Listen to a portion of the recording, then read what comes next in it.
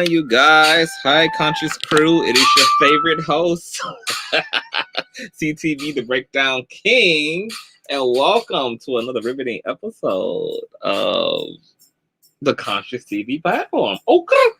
If you're new here, definitely hit that subscribe button. If you're old here, make sure that the notifications are turned on.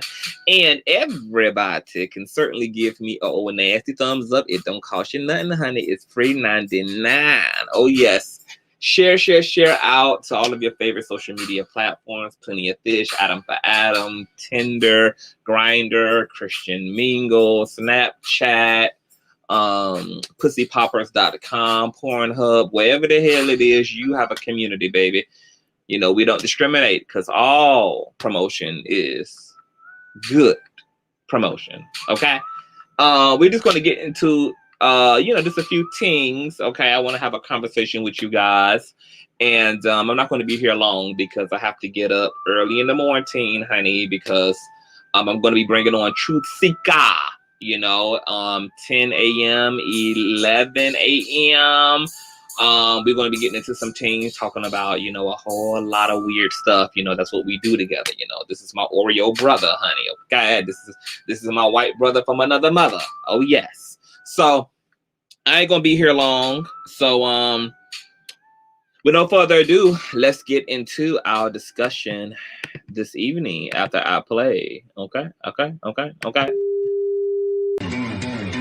I know a place where you can recharge your soul. Baby, that's Consciouztv. And in the midst of brokenness, he gon' see your asshole. Baby, that's Consciouztv. You gon' heal, you gon' laugh and catch a little shade. Ooh, girl. Y'all know he be slaying, y'all better stop playing. Come hear what he's saying. Ladies and gentlemen.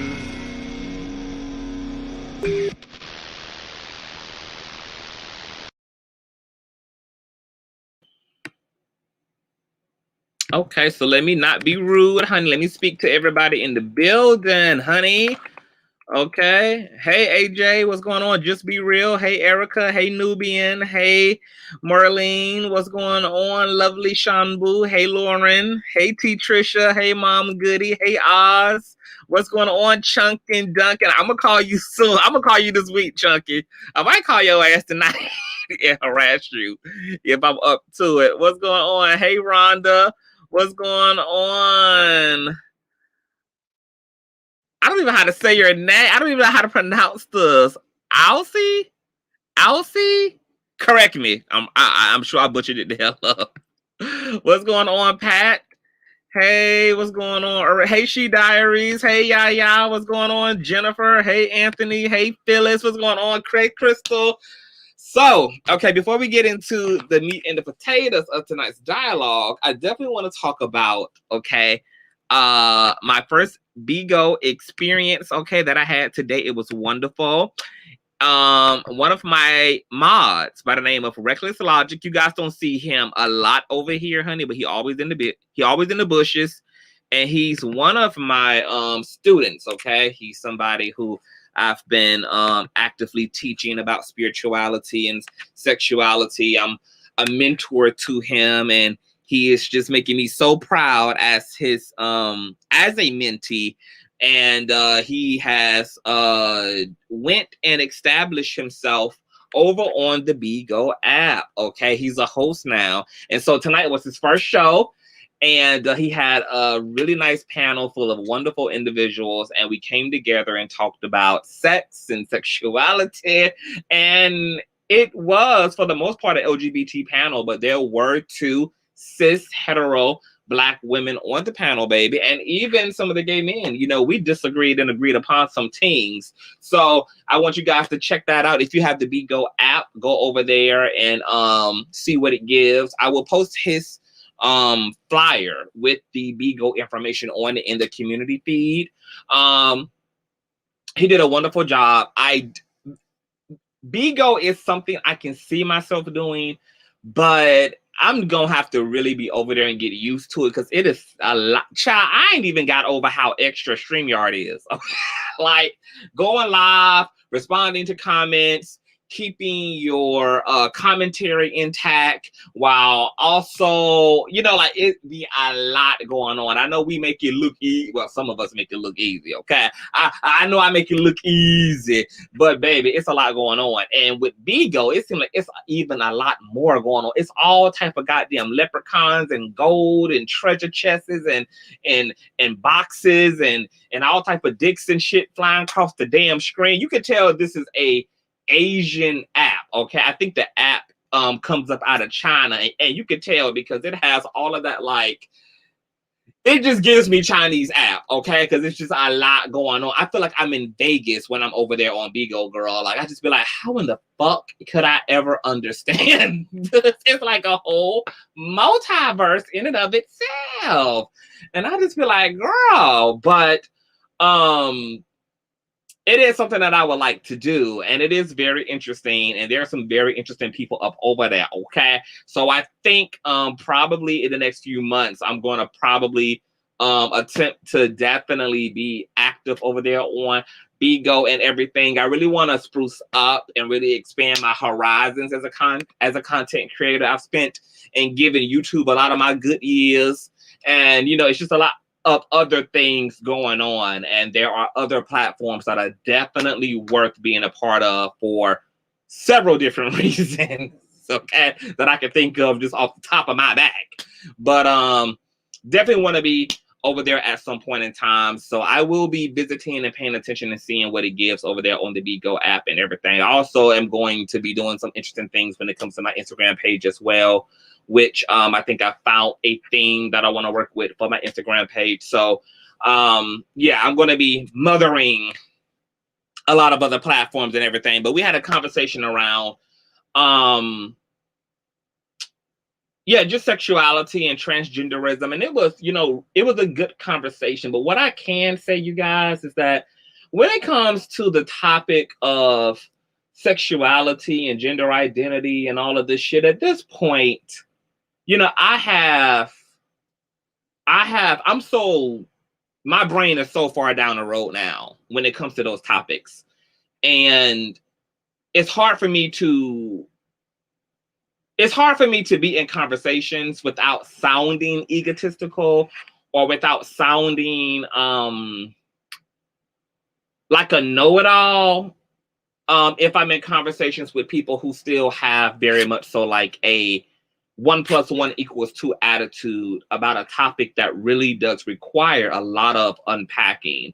And I've said this before on my platform, that when it comes to gender identity and sexuality, the reason why I appreciate where we are as a culture now, whereas we're having these conversations, is because what we're really doing is finally having the conversation that should have been the first conversation we had. See, we fucked up as a country, having conversations from a very strict binary perspective, okay? A very westernized perspective of gender, of sexual orientation, etc. And so because of that now, we're finally like going back and really admitting we've been wrong. You know, the West was wrong. We've been wrong on many things as Westerners, okay? And when it comes to sexuality and gender, we were wrong from the jump. We made something that is very complex, that is very multi-layered and multifaceted, and we made it simple. We made it 1 + 1, and that's on part of us. Or hell, at least, you know, the fault of the institutions responsible for learning in the West. And so now a lot of people are struggling to evolve their brains and to open up their consciousness and to let go of certain simplistic ways of understanding something like this. And they find it to be a struggle. They find it to be a mental struggle. They find it to be an intellectual struggle. And the truth is that these things have always been intellectual. They've always been multifaceted.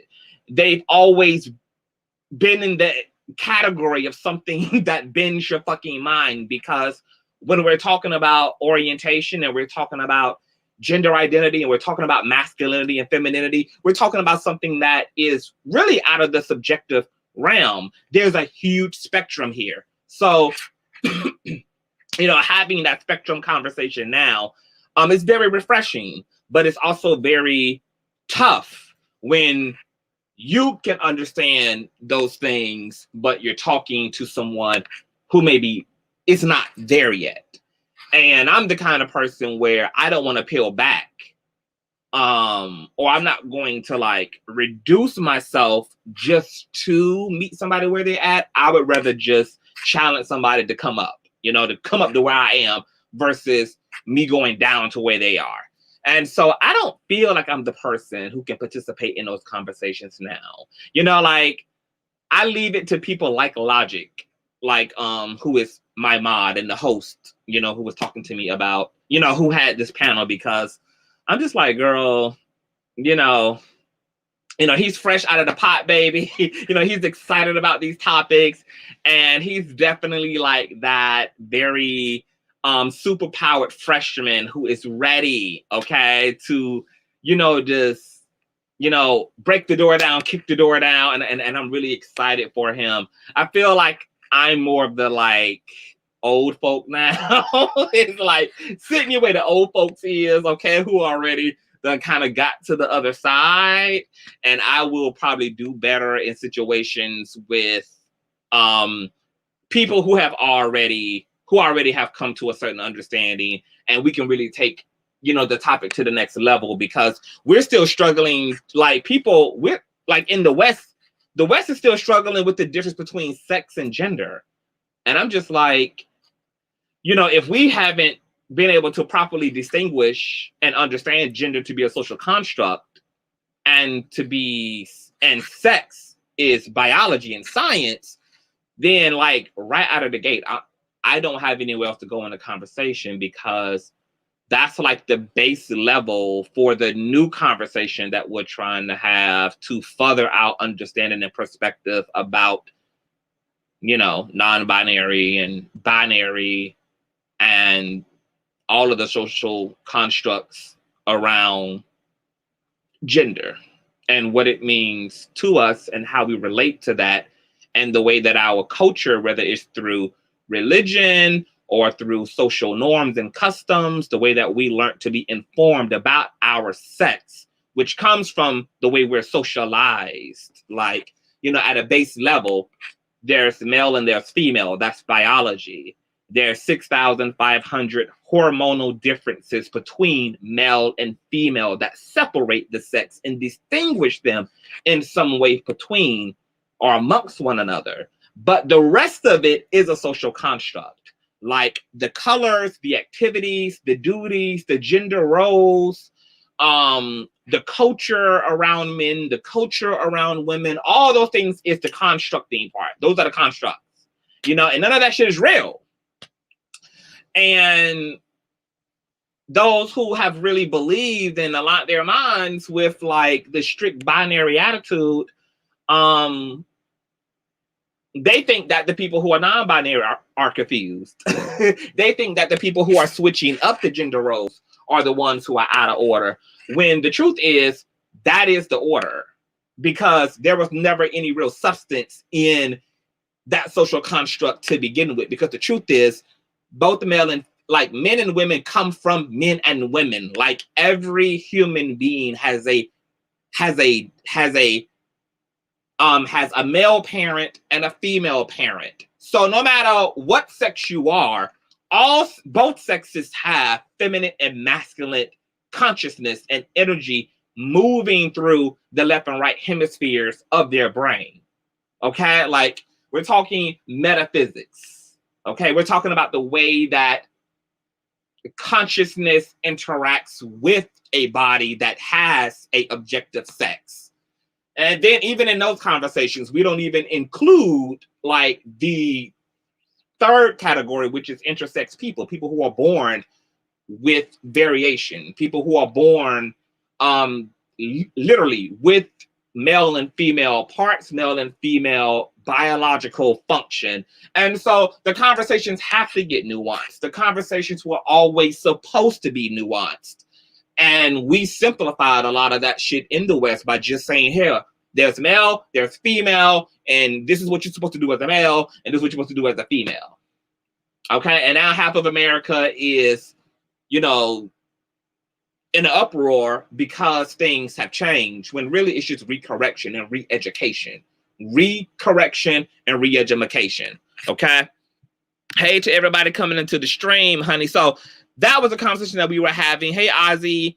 And it was really dope. So, but we'll have that conversation. We'll have a gender conversation at some point in time. Also, tomorrow, you guys, is supposed to, we're going to be doing 2 Men and a Lady over on Wiley Show at 10 p.m. Eastern Standard Time and 9 p.m. Central Standard.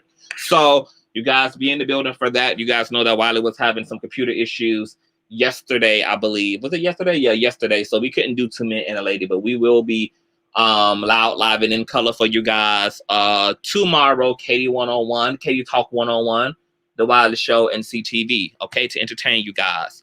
I want to get into me and Larry, honey. Hold on.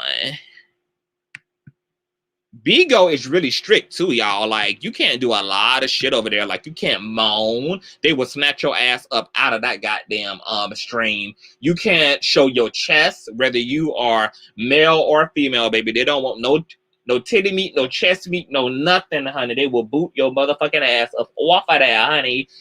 You also can't smoke on the app. You can blow the smoke out, but you can't actually put a cigarette or put a blunt to your mouth. They would kick and ban your ass as well. So it's a lot going on, honey. It's a lot going on. So I wanted to talk to you guys as well. Just, you know, this is just a really candid dialogue here about me and Mr. Larry. I think I want to give a little backstory and then lead up. So I met Larry years ago. Okay. This is when my channel had transitioned from, like, when I first came onto YouTube, I was doing hair reviews and I was just talking about spirituality. Though that was the running theme on my platform. The Lord kept talking to me and kept telling me to get into more secular based content, which was really weird to me because I found that I thought that at first to be very contradictory. And I'm just like, really, Holy Spirit, you want me to actually start talking about celebrities and shit? Like, that would seem to be really contrary to the Holy Ghost. And so, you know, it took me forever to really lean into that, you know, and I wrestled with God for a good year before I transitioned my channel because, first of all, I don't give a fuck about celebrities. I don't watch them hoes. I don't listen to them hoes. I don't talk to them hoes. I don't follow them hoes. Like, I really could give a fuck about celebrity life, celebrity culture. It's just something that just never appealed to me. I'm aware that celebrities exist, but I don't have any graven images or any idols. So, you know, I'm just not one of those people who is impressed by fame or by, you know, wealth and like sensationalizing and objectifying human beings in that way. So I was just like, Lord, you got the wrong nigga. But you know what? Ain't that the story of God's life? God always choosing, you know, allegedly the wrong people to do the right things. And God also has a habit of working in mysterious ways, which really helps you to understand why faith is so necessary when it comes to your relationship to God, because God, you know, and I still can't stand it about God. I still can't stand this quality about God, but God has a habit of always like getting you to do something that you totally don't want to do, that is at the same time totally a part of the bigger plan and the greater scheme of things. And you don't understand that a lot of times when you don't have the same vantage point and perspective as God, because God sits above and looks down. God can see the totality of the terrain. God can see the totality of the path and the journey from Arkansas to New York, from New York to Georgia. You know, at our ground level, you know, we can only determine but so much, but because of where God sits, God has access to more data and intel about how to get from point A to point B in the most effective way to get from point A to point B. And so oftentimes you have to employ faith when you are praying to God about certain things, whether that be growth, whether that be elevation, whether that be more income, whether that be more opportunity, whether that be whatever it is that you're praying to God for. You have to also have an open mind about the way those things are going to manifest, because oftentimes too, we also have, oh, wait a minute. Okay, sorry, I unplugged my mic by accident. But we oftentimes have this expectation of, we not only pray for certain things, but we have a expectation about the way God is going to do it too. And a lot of times, a lot of people miss their blessings, and they miss the easier and or the most effective route to go about manifestation, because the way what's manifesting does not fit your criteria. And so you will cancel out the Lyft or the Uber that God done, you know, metaphorically caught for you, you know, because that Uber and that Lyft didn't even come in the form of an Uber or a Lyft, or the driver wasn't who you thought it would be, or the vehicle wasn't what you thought it would be. And I'm speaking metaphorically, of course. You know, we'll be like, nah, that ain't the Lord. That ain't the Lord. And that was the damn Lord, bitch. And you done missed your ride, honey. You done missed your mother-loving ride, okay? So, you know, you have to be able to pray and see a vision for your life and understand the vision for your life. But you also have to let go of the way you think it's going to happen, the way you think you're going to come across your soulmate, the way you think that you're going to get, you know, to the next level in your career. And once again, that's where that faith comes into play at, because what all faith is transcending egoic noise, the noise and the chatter in your mind that's telling you to control the circumstances, that's informing you about what to expect, and letting go of that mind so that you can just stay in the receptive position, okay? Because once you done prayed for a thing, what God needs you to do is fall the fuck back and shut the hell up, okay? Don't ask no questions, honey. Now it's time for me, your Lord, to work, okay? You asked for it. Now you just fall the hell back, honey. Remove whatever you think you got in your mind. Remove who you think gonna do it for you. Remove how you think it's gonna be done for you. Remove who you think the messenger gonna be. Just, I need you now to let go of the egoic mind. Okay, shut the hell up. Okay, I need you to remove anything that can make you judgmental in what you are about to see, because you don't know what the hell I'm about to do. You don't know how the hell I'm about to do it. Okay, and if you want to catch the ride on the first go around, okay, then the best thing you can do is, after you pray, fall back mentally. Fall back mentally. Let your misconceptions go. Okay? Just fall back. That's been the biggest thing that I've learned, is falling the hell back. Okay?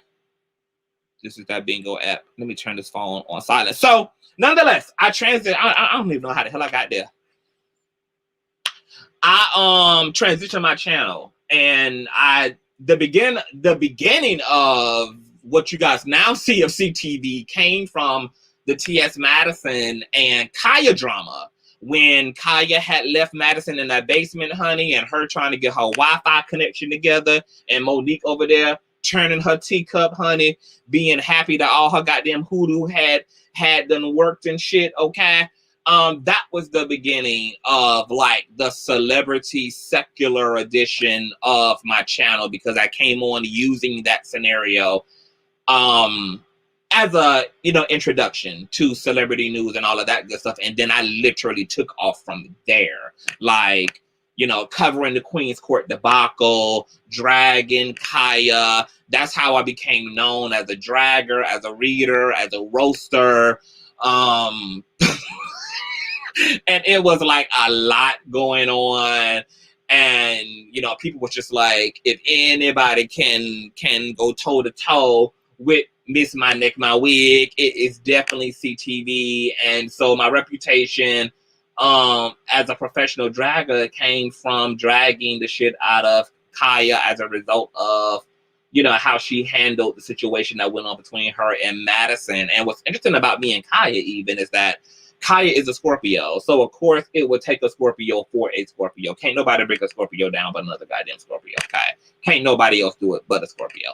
So when all that started happening, honey, and my channel started picking up steam, I had went from 4,000 subscribers to 13 subscribers almost over fucking night. Like, and you guys, all you guys who've been a part of the T.S. Madison Queen's Court drama know that in and of itself was a whole era. Like, that drama launched so many platforms and so many content creators.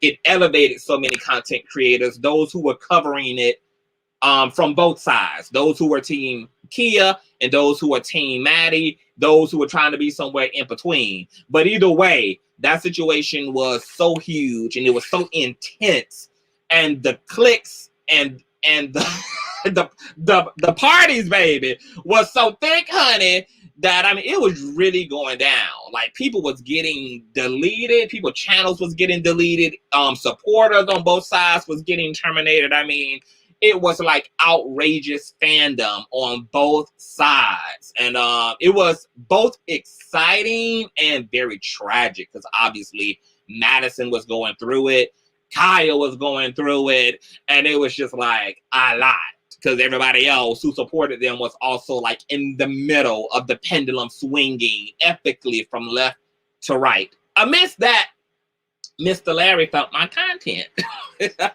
And Larry had reached out to me through Instagram and was just like, dude, you are fucking epic. And we end up chopping it up, and he was just like, your ability to talk shit and to drag, coupled with like your metaphysical knowledge, makes you such a unique person. And we literally just like hit it off just right out of the gate. I mean, you know, like, you just meet those people who you have that instantaneous bond and connection with. And then I checked out his content and I was like, oh my God. And this is when Larry Reid Live was in its earlier stages. Like, this is when he still had a co-host, Buddha, when him and Buddha, you know, was, you know, when they, you know, was on stamps and stuff just to feed themselves and, you know, struggling to give birth to the Larry Reid Live platform and stuff. You know, y'all remember Larry Reid Live, okay? You know, him and Buddha in the welfare apartment and stuff, you know, with the green screen in the back and all the equipment and shit. And, you know, they had T.S. Madison on that show. I even think McWig was interviewed, you know, on that version of Larry Reid Live. I mean, Wig done been interviewed and then came on both versions of Larry Reid Live. Like, even after Larry transitioned from co-host to solo, McWig visited the platform at one point in time as well. So you know, it was just everything. It was everything, honey, you know. And so, you know, so we did some collaborations. You know, I had him on the platform. I've interviewed him. Those interviews of me and Larry are on this platform here. And so it's just been a great connection since then. Now, one of the things that make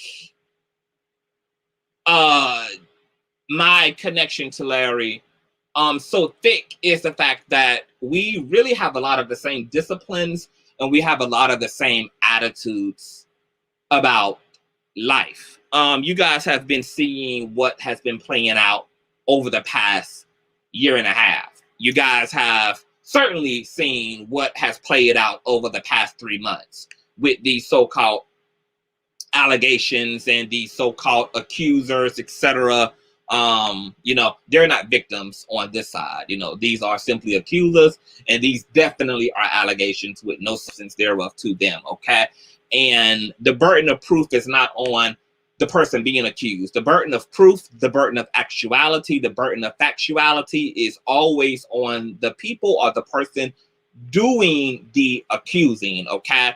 We've gotten into a space within society where we now burden the person who's being accused of something with the task and duty of defending themselves. And that's actually not the way that it goes. If somebody says something, somebody claims something, somebody alleges something about you, it's on them to fulfill and to prove and to justify and to leave very little room for doubt in what they are alleging or accusing. Okay? Now, the person who accused can choose to do anything that they desire as a response. They can choose to defend themselves, or they can choose to do just that. Leave a motherfucker with the burden of proving what they just said. So you're not going to see there is no universal response from those who are being hated on or those who are being accused of anything. Sometimes you're going to see people defend themselves, and sometimes you're going to see people live their motherfucking life in front of your ass, in front of those talking shit, in front of those alleging and accusing, and it's going to be what the hell it's going to mother loving be. Okay? Now, recently, me and Larry was having a conversation, and this is for my spiritual folk, okay? Because, I've often said that there's only certain things that other empaths can understand about other empaths, or other gifted and or anointed people can understand about other gifted and anointed people. There are certain things that come with being gifted in whatever way that you're gifted. The scriptures literally say that gifts are both a curse and they are a blessing, okay? And they can be a curse for two reasons. They can be a curse because the gift in and of itself can lead to the person who is the vessel for the gift to develop a God complex and a narcissism about themselves, etc. Okay? We all know of a lot of powerful people who are completely full of themselves, who can't be told shit, who have zero lick of fucking humility whatsoever, and who also use their gifts, okay, for exploitive and abusive and selfish gain, okay? One of the other curses that can come, or one of the other negatives that can come with being gifted and or anointed and or empathic, is also the fact that gifts and certain natures, like empathic natures, attract a lot of light. I mean, not a lot of light. They attract a lot of people in need, god damn it. Okay? They attract a lot of people in need. There is a dark side to being gifted. People will idolize you as a result of being gifted and or anointed. People will be attracted to you for all of the wrong reasons as well when you are gifted and or anointed. They think they love you when really they love your gifting. What they are idolizing and superficializing and lusting after is not the substance of you, but it's your actual talent. And sometimes gifted people can also mistake people who are lusting for them for people who love them. And I know I have made this mistake as both a empathic and gifted person, is growing up and moving through friendships and moving through relationships. I have mistaken people who were lusting for me. And when I say lust, I'm also not simplifying that to just like sexual lust. I'm just talking really about like objectifying somebody for the most superficial of reasons. Whether you only hang around somebody because they got money, whether you only hang around somebody because they got clout, whether you only hang around somebody because of what they can do for you, like all of that shit encompasses lust, okay?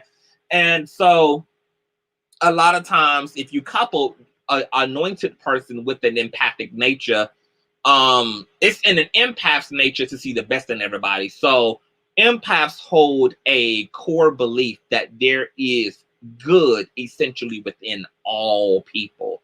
This is why empathic people can end up tore the fuck up and in some really fucked up situations with some really fucked up people, because empathic people are not wired to see people as corrupted. Empathic people are not wired to expect corruption or to expect wrongdoing from people. It's the complete opposite for an empath. An empath wants to give people an opportunity to be their friend, wants to take people's word at face value, because they have this deep hope in humanity. They have this deep reverence for the divine and God within other people. And so they're really adamant about giving even the worst of human beings an opportunity to show up as who they claim they truly are.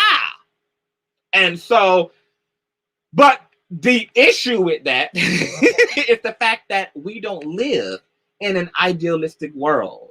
And the more grittier, gruesome truth is that, unfortunately, some human beings are so deeply damaged that their darkness disproportionately outweighs whatever little bit of light and vitality and love and virtue that the soul under normal circumstances would possess.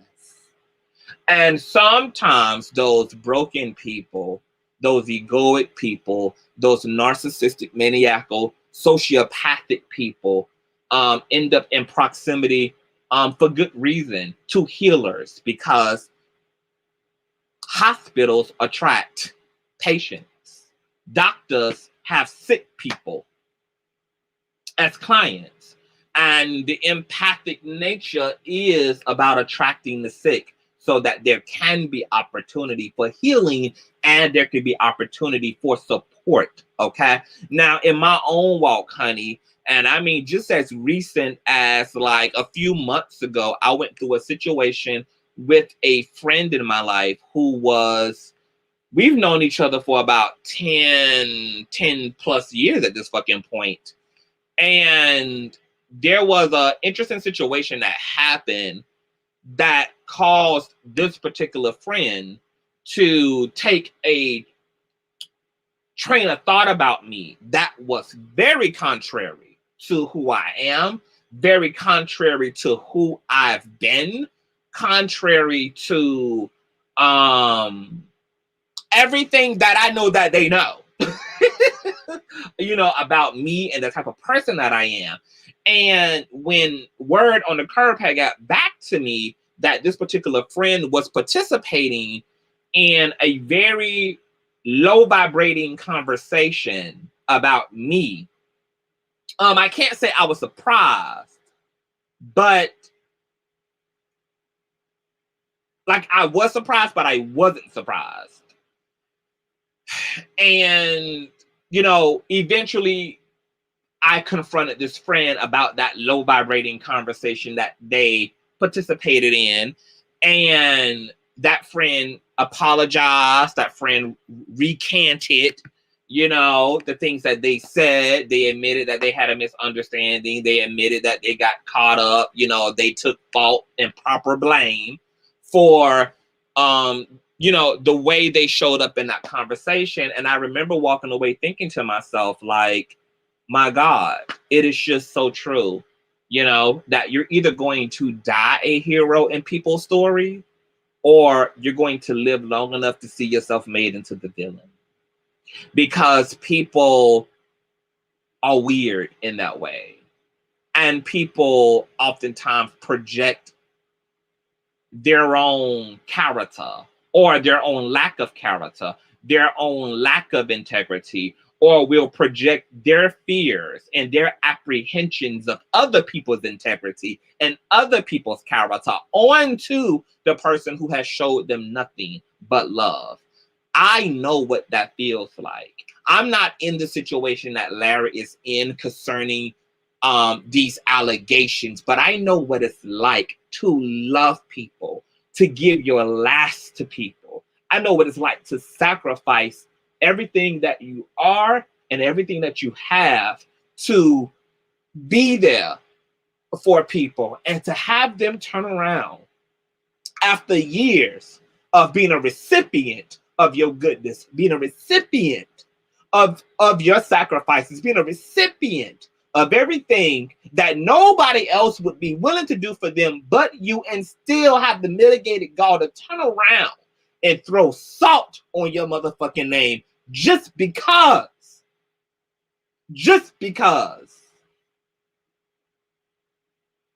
they can, just because they're in pain, just because they're not that type of person. And so they naturally side eye all people. They can't even properly identify the people that genuinely love them from the people who have preyed upon them. And this is why people who got something to lose and people who are healers have to be very careful about who they allow to get close and be close to them. Be close to them. Because I have watched people project who they are onto myself or onto someone else. You know, I hear statements all the time from people who have very much so people in their life who they can trust. People in their life who have done nothing but be trustworthy. Still turn around and say, you can't trust nobody. And when you see people like that, when you hear people around you talking like that, and they're not singling you out, and they don't say, but I'm not talking about you, and they consistently say shit like this, I'm going to be honest, you need to fucking run. You need to fucking run, because your ass is a part of that category of individual. And the reason why people say shit like that is because they've either been fucked over so much that at this point they don't trust anybody, even though they still choose to interact and develop relationships to people despite not trusting people, or either they know themselves are not trustworthy and they think that that their own sin is your sin. They think because they a thief, you a thief. They think because they a backstabber, you a backstabber. They think because they cheat, you a damn cheater. They think because they scheme and scam, that you scheme and scam. Oh no, ma'am. Let that be your own motherfucking sin, boo.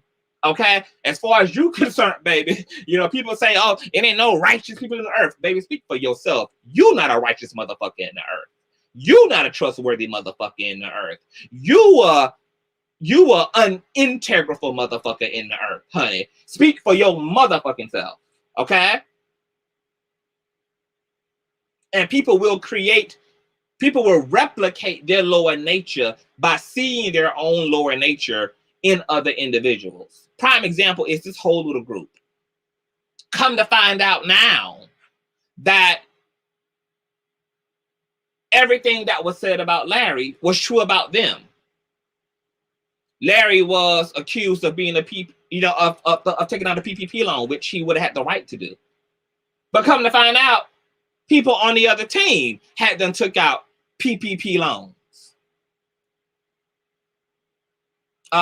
People were claiming Larry of, fraud in this and fraud in that and scamming and scheming and misappropriating funds. Come to find out, people got all type of fuckery going on with lawsuits against Amazon and different corporations trying to back companies up, trying to use situations to be manipulative in order to profit from wrongful terminations and all. I mean, just the scandal of it all.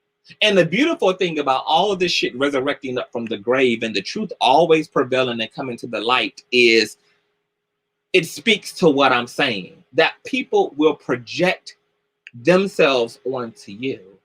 And because they, once again, are not trustworthy, okay?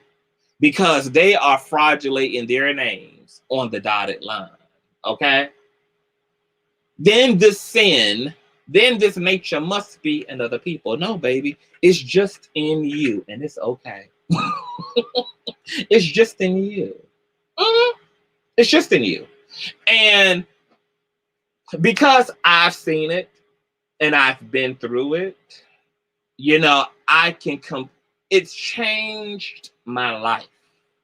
It's changed and opened up my worldview about how fickle human beings are and how much projecting goes on.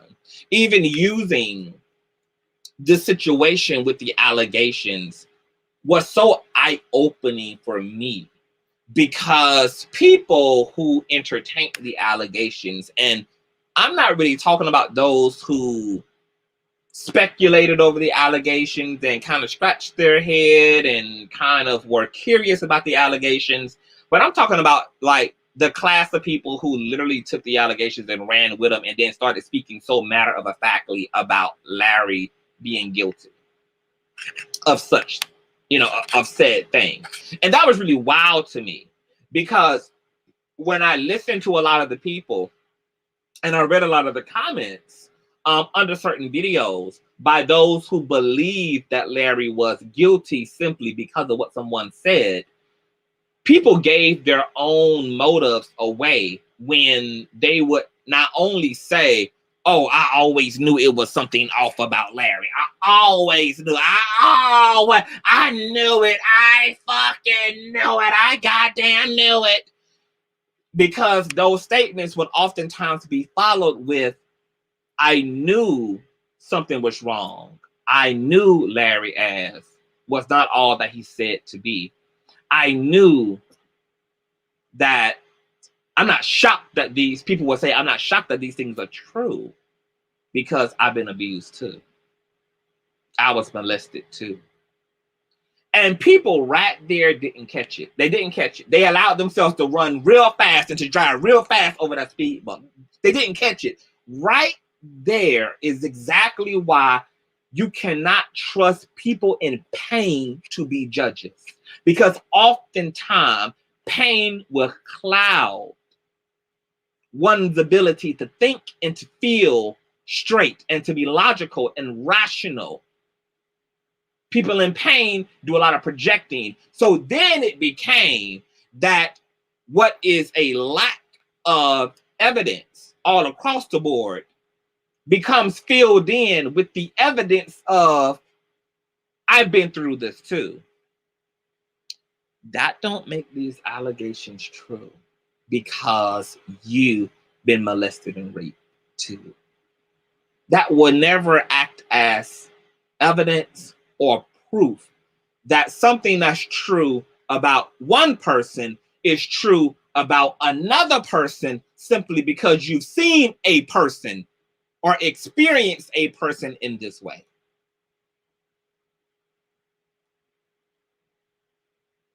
And people got deep off into their being. And I sat back and I was floored, because I couldn't, because these are adults. The people who made the mistake, who was emotionally stupid and emotionally stunted enough to believe that something like this is true simply because it also happened to them.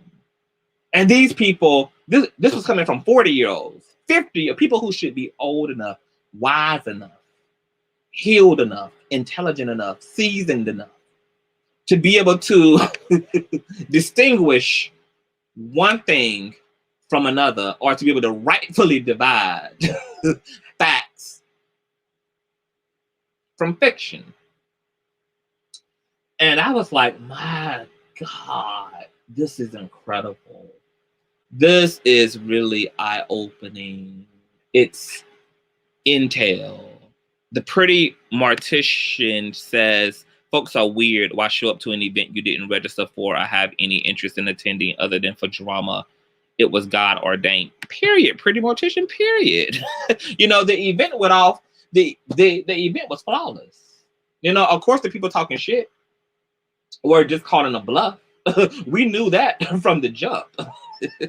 You know, we're talking about a pussy hole factor here. You know, these are pussy holes. These are hoes who ain't gonna do shit, ain't about shit, who just want to do a lot of barking for the sake of entertaining themselves, okay? And to God be the glory, you know, for an amazing 3-day weekend where nobody had to get their goddamn wig cap blown the fuck off because bitches are stupid, but they not crazy. They stupid, but they not mother loving crazy, okay? Now, here's what I really wanted to get into, okay? Here's the truth. This is a very deep spiritual truth, and I want you guys to listen real good. To be a lover in this world, baby, it's gonna have its highs, but it is motherfucking gonna have its lows. Okay?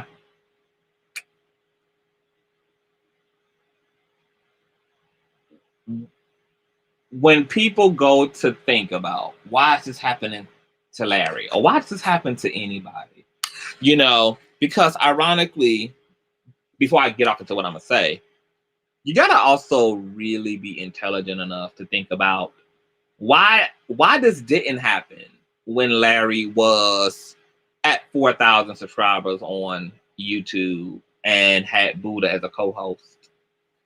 Why none of this stuff came about? None of the whores and heathens who online talking and trying to perpetuate the foolishness. Why they wasn't doing this when Larry was at 15K or at 25K or at 60K or at 50K, okay? See, it's the obviousness of the motive. You know, it's the obviousness of what people will do in order to launch themselves into visibility or to have a decent looking Google AdSense check, or what people will do, okay, to make themselves interesting, which is by participating in very low vibrating rhetoric and dialogue about you, and they don't even fucking know you. And so it is not of no coincidence that Larry been out here on social media for eons. You know, he got his start on MySpace, then bled over and became very successful on Facebook, and then crossed over onto YouTube and became successful. Okay, he becomes successful everywhere he goes. And it's just interesting to me that it's interesting and it's not coincidental that this would start at the height of his social media career, at one of the heights, because there are levels to height. He's definitely at a mountaintop. He's not at the mountaintop because there's even many more heights to reach, but he's at a obvious height in his career, in his finances, as a result of his persona and presence and brand, his online brand. And it is and you have to be intelligent enough to just look at it for what it is and say, there is no way that this is about anything else other than what it's always about, which is the epic, perpetual niggas in a barrel, crabs in a barrel ass bullshit that we see within our community, especially when Black men become successful. Especially. See, he wasn't worth the conversation, or he didn't have nothing for nobody to benefit from when he was a smaller content creator, when he was a smaller influencer. Because, you know, if you listen to the allegations, hell, you know, these people are claiming shit that took place back in 2004. One of them, you know, it's only really one. Really one accuser in the situation. Okay, the other people just accusing him of being fucking gay. and having a same-sex entanglement. But there's only one person claiming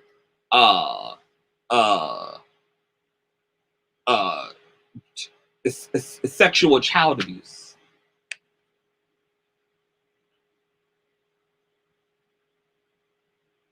Well, according to accuser one, Larry would have allegedly have been at when he was next to Buddha, and nobody had anything to say, or when he first transitioned and became solo, and he was doing Larry Reid Live and also substitute teaching at the same time.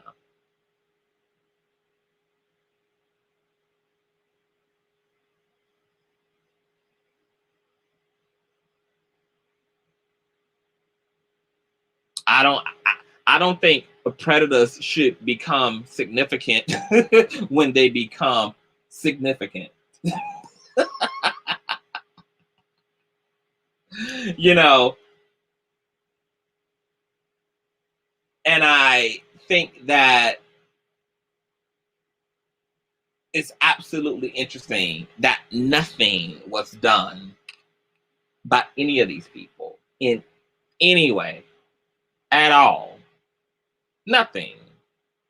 Not a lawsuit, not a restraining order, not at least distancing yourself from Larry. They ain't even do that.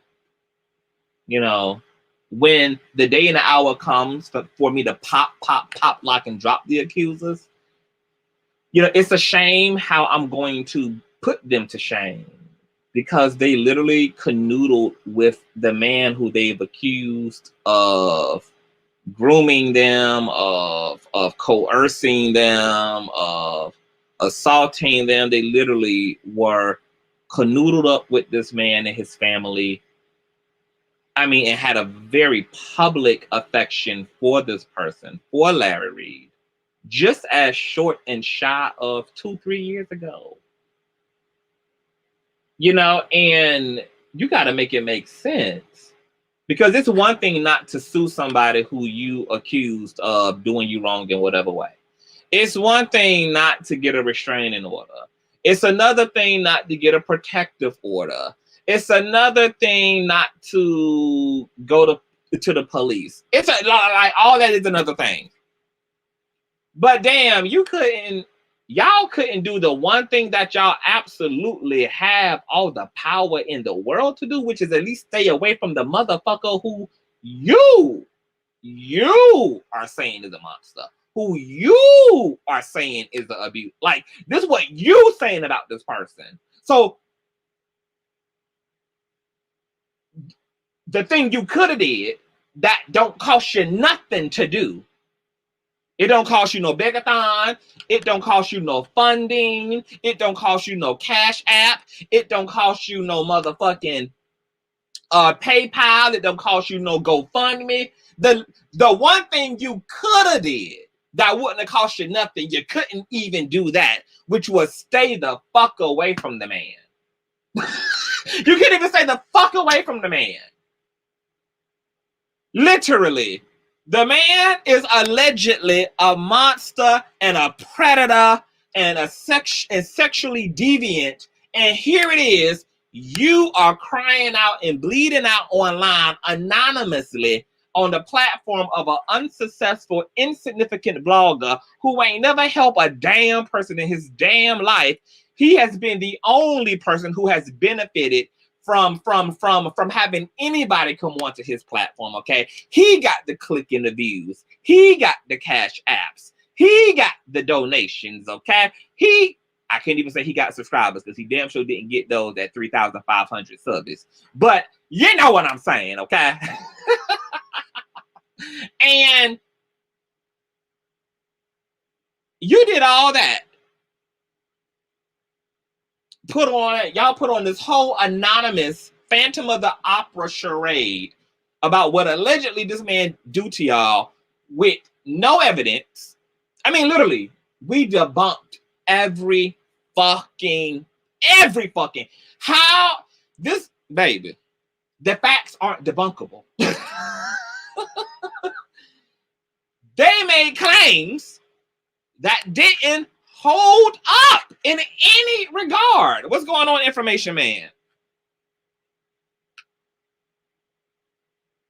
Abuse that happened 2004, but you just filed a police report 2 years ago, which was also 1 year before the last time you were shouting affections for this man and his wife and his family, all on your Facebook, all on your social medias, all on your Twitters. We got all the screenshots of these people in pictures, these people front row at Larry's speaking engagements, these people giving these epic dissertations on publicly. We ain't talking about shit that transpired in the DM. I'm talking about publicly. I'm talking about publicly parading and holding this man up as the best thing that ever happened. You know what? Let me just give y'all a little teaser. Fuck all this, okay? Because see, I was gonna save this for the big pop lock and the big drop, baby. I'm gonna just give y'all a teaser here, okay? Y'all subscribe to Information Man, honey. Wonderful content creator. I'm gonna be bringing that brother on to talk about Black men's pain and you know, some of the things going on within the West and Black men and Black women. And, you know, we just want to get into all of that. You know, we've heard a lot from women. We're hearing a lot from the LGBT community. And, you know, I would also like to hear from Black men and be interested in seeing and understanding what they need, what they feel, what they think, and, you know, just have these conversations be as full circle as possible, because, you know, we all are under the weight of white supremacy.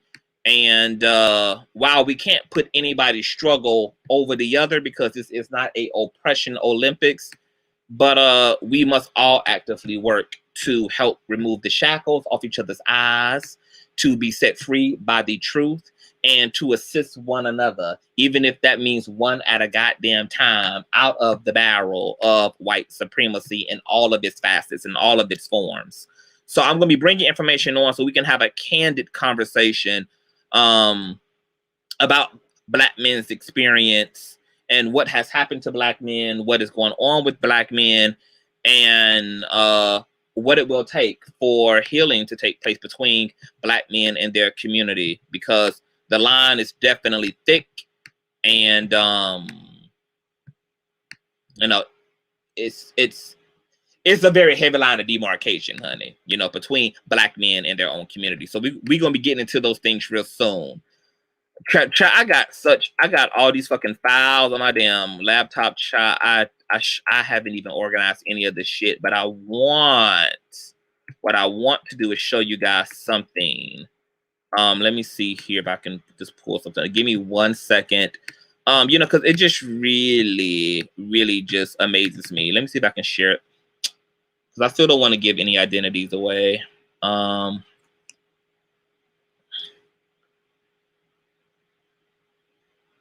know a place where you can charge your soul, baby. This Consciouztv, and in the place. Hold on, you guys. Let me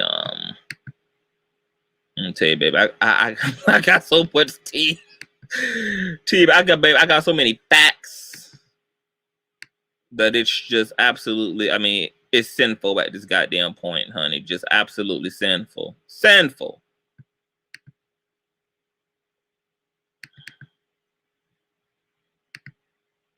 Hold on, you guys. Hold on to your love. You got to hold on. Hold on. So a prime example. I'm just gonna read here because I'll have to edit this shit out. Hold on. You know what? Let me just blotch this shit out. Oh, maybe I can't. Okay. Hold on. Ooh, let's see here. Let me see if I can crop this out in a way, honey. Cause baby, I'm just waiting, girl. I'm just sitting back, waiting, baby, because I'm gonna come with the full fucking glory when it's time to come with the full glory. Oh, yes, I is. Hold on, y'all. Let me see if I can share this. I had to crop this out real quick. Hold on to your love. You got to hold on. Hold on, y'all. If you got it for long. Because remember now, they dragged everybody. Okay? Lisa into this. The accusers dragged Shamako. Y'all know who is Larry's right-hand man into this, honey. They claim, you know, Shamako was with the shits and helping to triangulate and all of this extraness, honey. This came out of one accuser's mouth, baby. That same accuser, baby. That same accuser. Just shy of 4 years ago. Just shy of 4 years ago, baby. Let's read here. Hold on, let me make sure ain't no names and shit. Oh yeah, this is from accuser 1.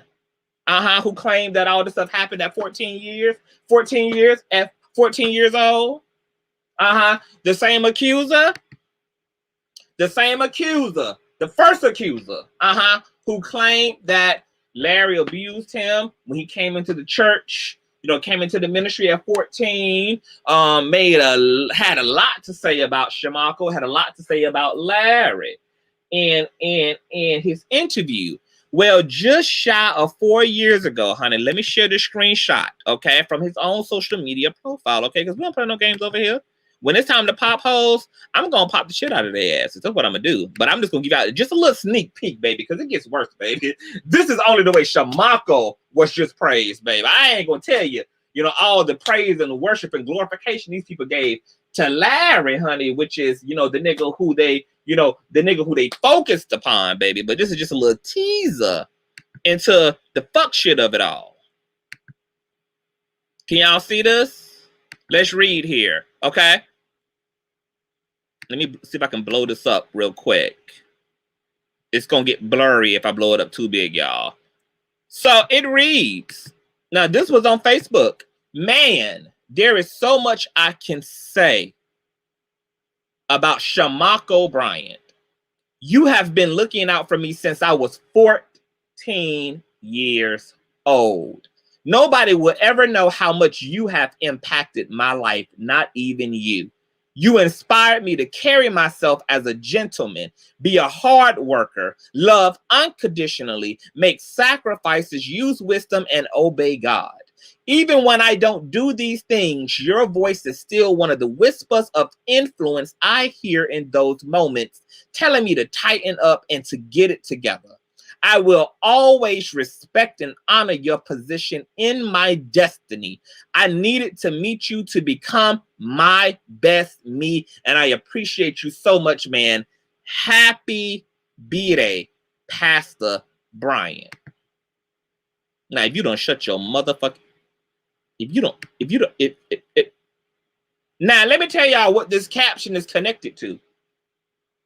This caption is connected to a picture of the accuser and Shamako, with the accuser's arms wrapped around Shamako as he captions him off with this caption here, with this dedication post here.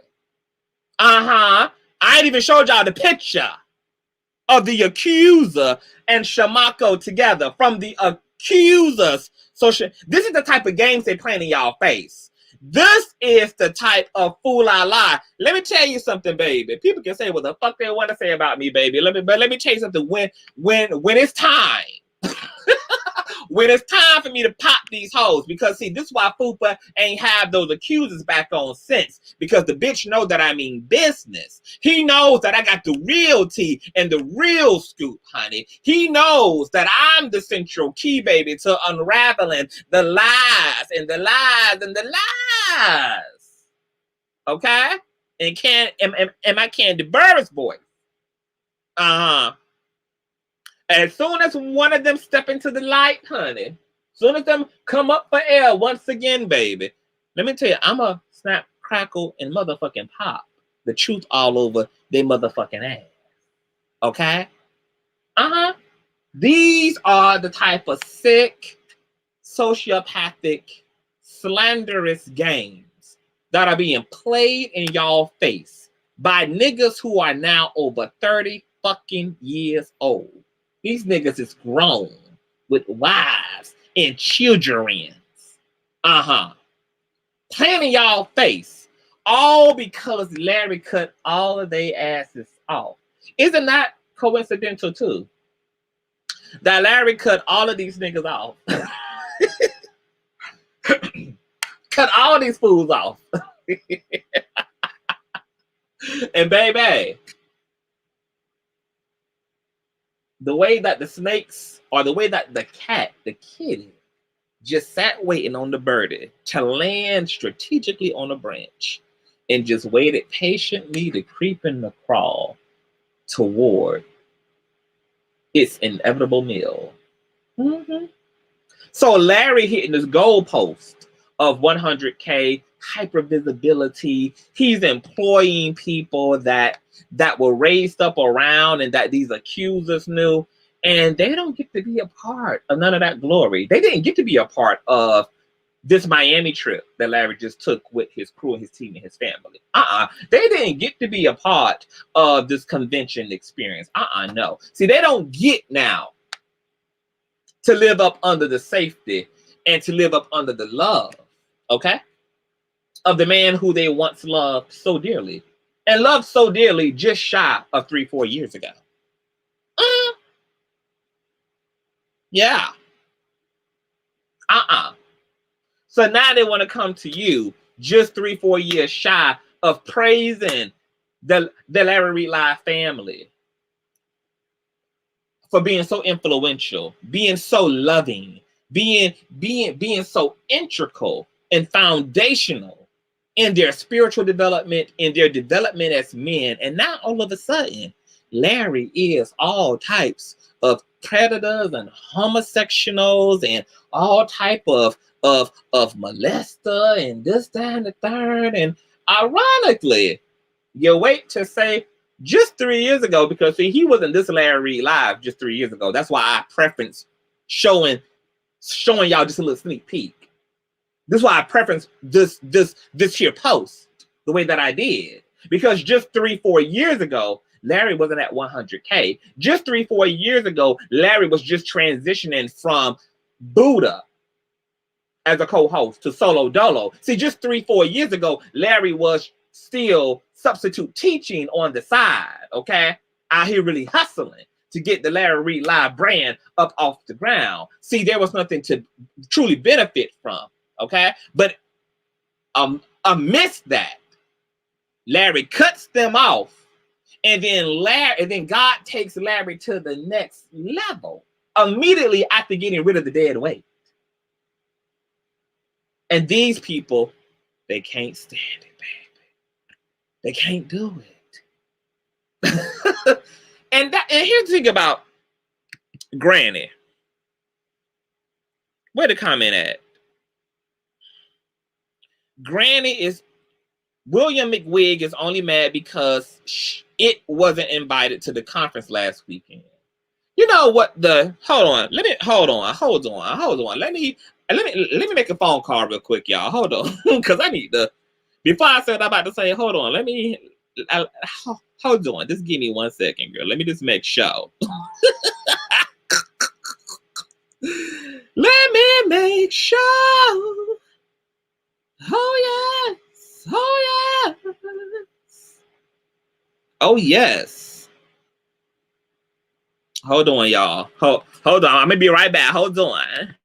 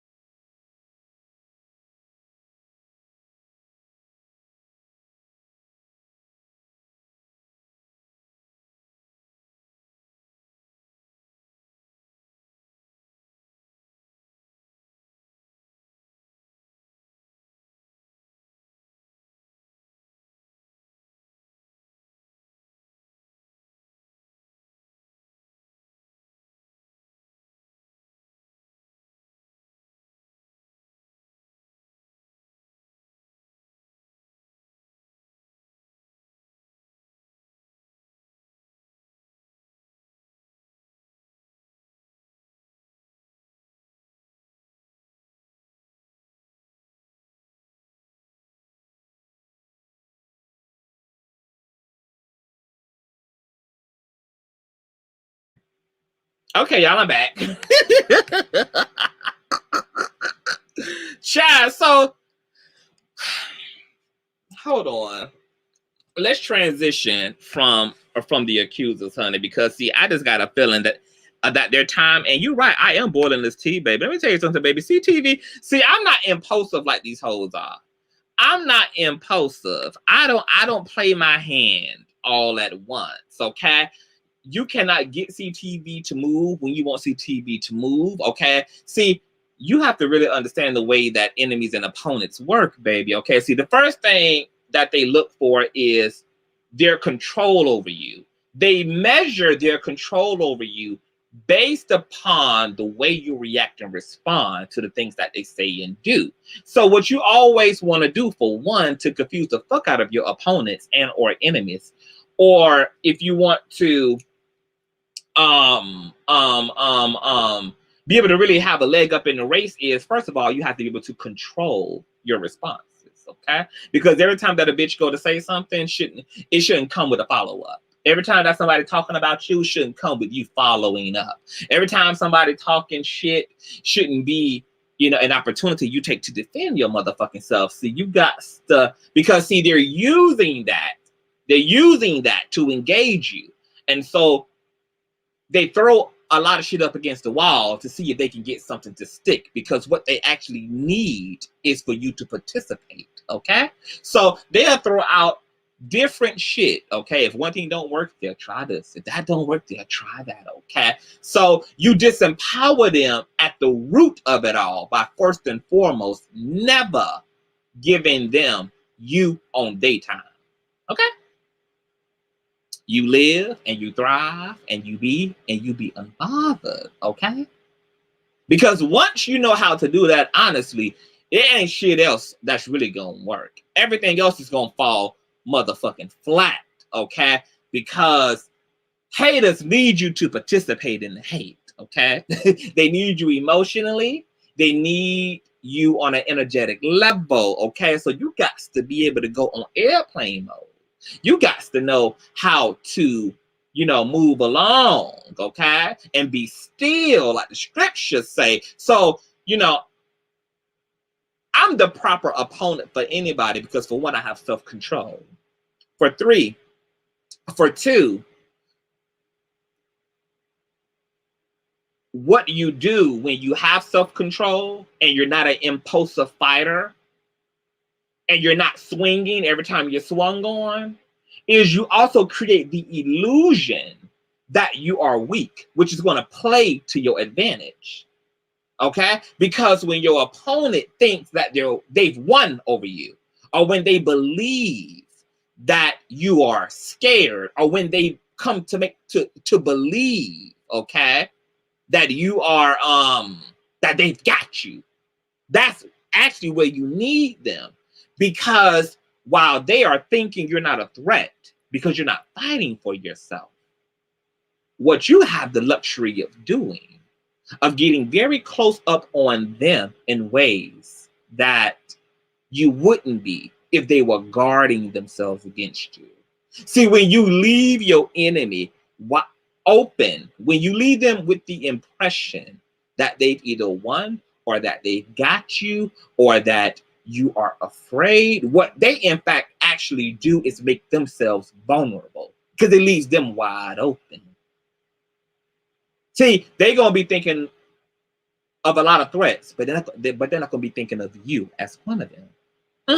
This allows you to sneak up and all up around their reality and all the ways in which you need to, honey, so you can gather what you need to gather, so you can do what needs to be done, so that when you decide that judgment day has arrived, okay, and you hit a bitch with the 1, 2, 3, 4, 5, and 6, and you leave bitches face first on the ground with their wig in one direction and they ass in another, and people left scratching their heads like, where did this bitch come from? Oh yes. See, there's an art to warfare. See, while they so busy impulsively swinging on you, okay, thinking that they actually doing something, you in the background galvanizing all that need to be galvanized. ass, collecting all that you need to collect, conversing and talking to all that you need to converse with and talk to. So that when you come out of the corner on their motherfucking ass, oh baby, that is going to be a coming out to remember. So we sit and chill over here, baby, and we let people believe that we don't have a line of defense, and that couldn't be anything, short of the God-given truth. We have more than what anybody could ever imagine that we have. We've done more than what anybody could ever have imagined we've done.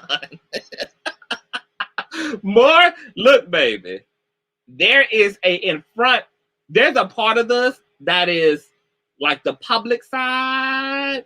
But baby, I be telling you all the time, the real good shit, the shit that really be happening, be the shit that unfortunately I don't get to talk to y'all about. Cause you gotta keep a little profile. You can't give it all away. You know what I'm saying? Like you can't tell all, you can't even hint to certain shit because you can't put bitches up on game in no kind of way. Because another part of being a skillful fighter is the ability to be invincible. Having the ability to cloak yourself. So this is what not fighting back impulsively affords you to do. Cloak yourself accordingly, get things done accordingly, and going practically undetectable. And leaving people to figure out who's who, who's doing what, where, what, and how. Why did I lose my job? Why, it goes on and on. Anyway, honey, let me stop talking before I be done. Talk too much, child. Okay, hold on, because I want to answer to this post on the screen. Let me share real quick. Let me pull up McWig real quick. Let's talk about Miss McWig real quick, honey. Okay, because that's a whole nother situation right there. So Marlene says, Granny is only mad because it wasn't invited to the conference last week. Well, we still really trying to figure out why. What stake in the race does McWig really have, okay? Because everybody knows that Larry has been good to Miss McWig, okay? When Larry was still co-hosting with Buddha, they had McWig on, to talk about, his style and his posture in the church. And, and he was very excited, honey. He came on with his Tours R Us suit, baby, and his mama's good wig on, honey. Had them sprayed, the good church perfume on, honey. And was happy to be smushed up between those two melanated men like that, honey. Because that's the closest, he ever got, to being sandwiched in between two legit men. And, after that, we remember when Larry became solo and McWig had them flew, from out of the caves of Georgia down to Larry's place to cry and whine on his platform in front of all of us about how this pastor was shutting his ass down and had done got his damn website snatched down, and he was just in a frantic frizzy, honey, because that $4 a month he get from the little bit of clicking views he was getting over there, that shit come in handy, bitch. $4, $5, $6 go a long way when it comes to gas. $4, $5, $6 goes a long way when it comes to $5 boxes at the Taco Bell. It's a long, bitch, when you in the struggle, baby, because all the lawsuits that done penned and successfully came against your ass, got you living once again like a goddamn ex-con, because you can't own shit, you can't do shit in your name, baby. You got to scrummage and beg. dollars become very, very much so high value, baby. Even when you got $0, $1 is $100. Okay, see, money is relative, baby. But money is relative to the struggle or the lack thereof of struggle in your life. Is going to determine what value you placed on a single dollar. Okay, so we remember when he had them flew on down, baby. Okay, down to the Larry Reid live show, baby. And you know what Larry Reid did to him? Larry heard him out, let him cry and bitch and whine and fling his goddamn dandruff all up into the goddamn HD lens, fucking up the pixelation of the damn live stream and shit. And Larry helped McWig. He put Buddha on the assignment to help McWig get his website back. Now, Buddha was able, you know what I'm saying, to help McWig get his website back up. And McWig has Larry to thank for being a decent friend to him, okay? Because Larry had to fuck with that hoe. He don't owe that hoe nothing. He ain't had to do shit for that biatch, honey. But let me tell you something. Larry was helping McWig in more ways than just one. Because not only did he lend his platform 2 or 3 times to McWig out of being, you know, a neighborly neighbor in the church genre, you know, alongside with one of his peers, but he also was about to go into business with McWig. Y'all remember a year or 2 ago when Larry was going to do a segment on his platform that involved King Jives and involved McWig. Larry was going to bring all of the platforms, all of the brands together, okay, to really give the people, you know, a show, you know, because these are all charismatic individuals here. But, you know, things didn't work out. Things didn't fall, you know, things fell through. But it was the thought that counts, you know. So on top of Larry helping this man to get his website snatched down, you know, letting him talk his shit on his platform and, you know, being nice and neighborly to him, what y'all also didn't know was that Larry was allowing McWig to use his parking garage to hide his vehicle in because McWig was on the run from the repo man. So he would oftentimes ask Larry, could he store his vehicle in the parking garage of Larry's complex? And Larry would allow this. Larry would allow him to use his parking voucher to store his vehicle that he wasn't paying no fucking payments on. Because once again, when your ass sued, and Fupa Moore is going to learn the hard way, just like Wilhelmina Bartholomew the 13th had to learn, baby, that the struggle in your life becomes motherfucking amplified, okay? When you get the brake suit off your ass. But see, McWig don't want to tell you that part, but see, I got the receipts for that too. What McWig also don't want to tell you is that on top of Larry lending his platform towards him, being friendly towards him because he's a peer in the same genre, helping him to get his website back up, okay? Letting McWig borrow his staff to do all that technical shit, and alongside Larry, lending his parking garage to McWig so he can hide his motherfucking repoed vehicle. And Larry was also giving McWig money because McWig, as y'all learned when I ran down on McWig 2 years ago, and he was out here begging the whinings and begging every goddamn person he came into contact with for money. Well, Larry wasn't any different. Larry was also giving money to McWig to eat for food, for gas. McWig don't want to tell you that. So our question is, exactly what the fuck did Larry do for you, other than what the fuck he's done for all the other rabbit ass motherfuckers running their mouth about him? Other than help you hoes. Other than help you hoes. Hell, the fact that Larry was even brave enough to be seen in public with your ratchet out of touch ass should have been a staple, baby. That could have been all Larry wrote right there, baby. Just the fact that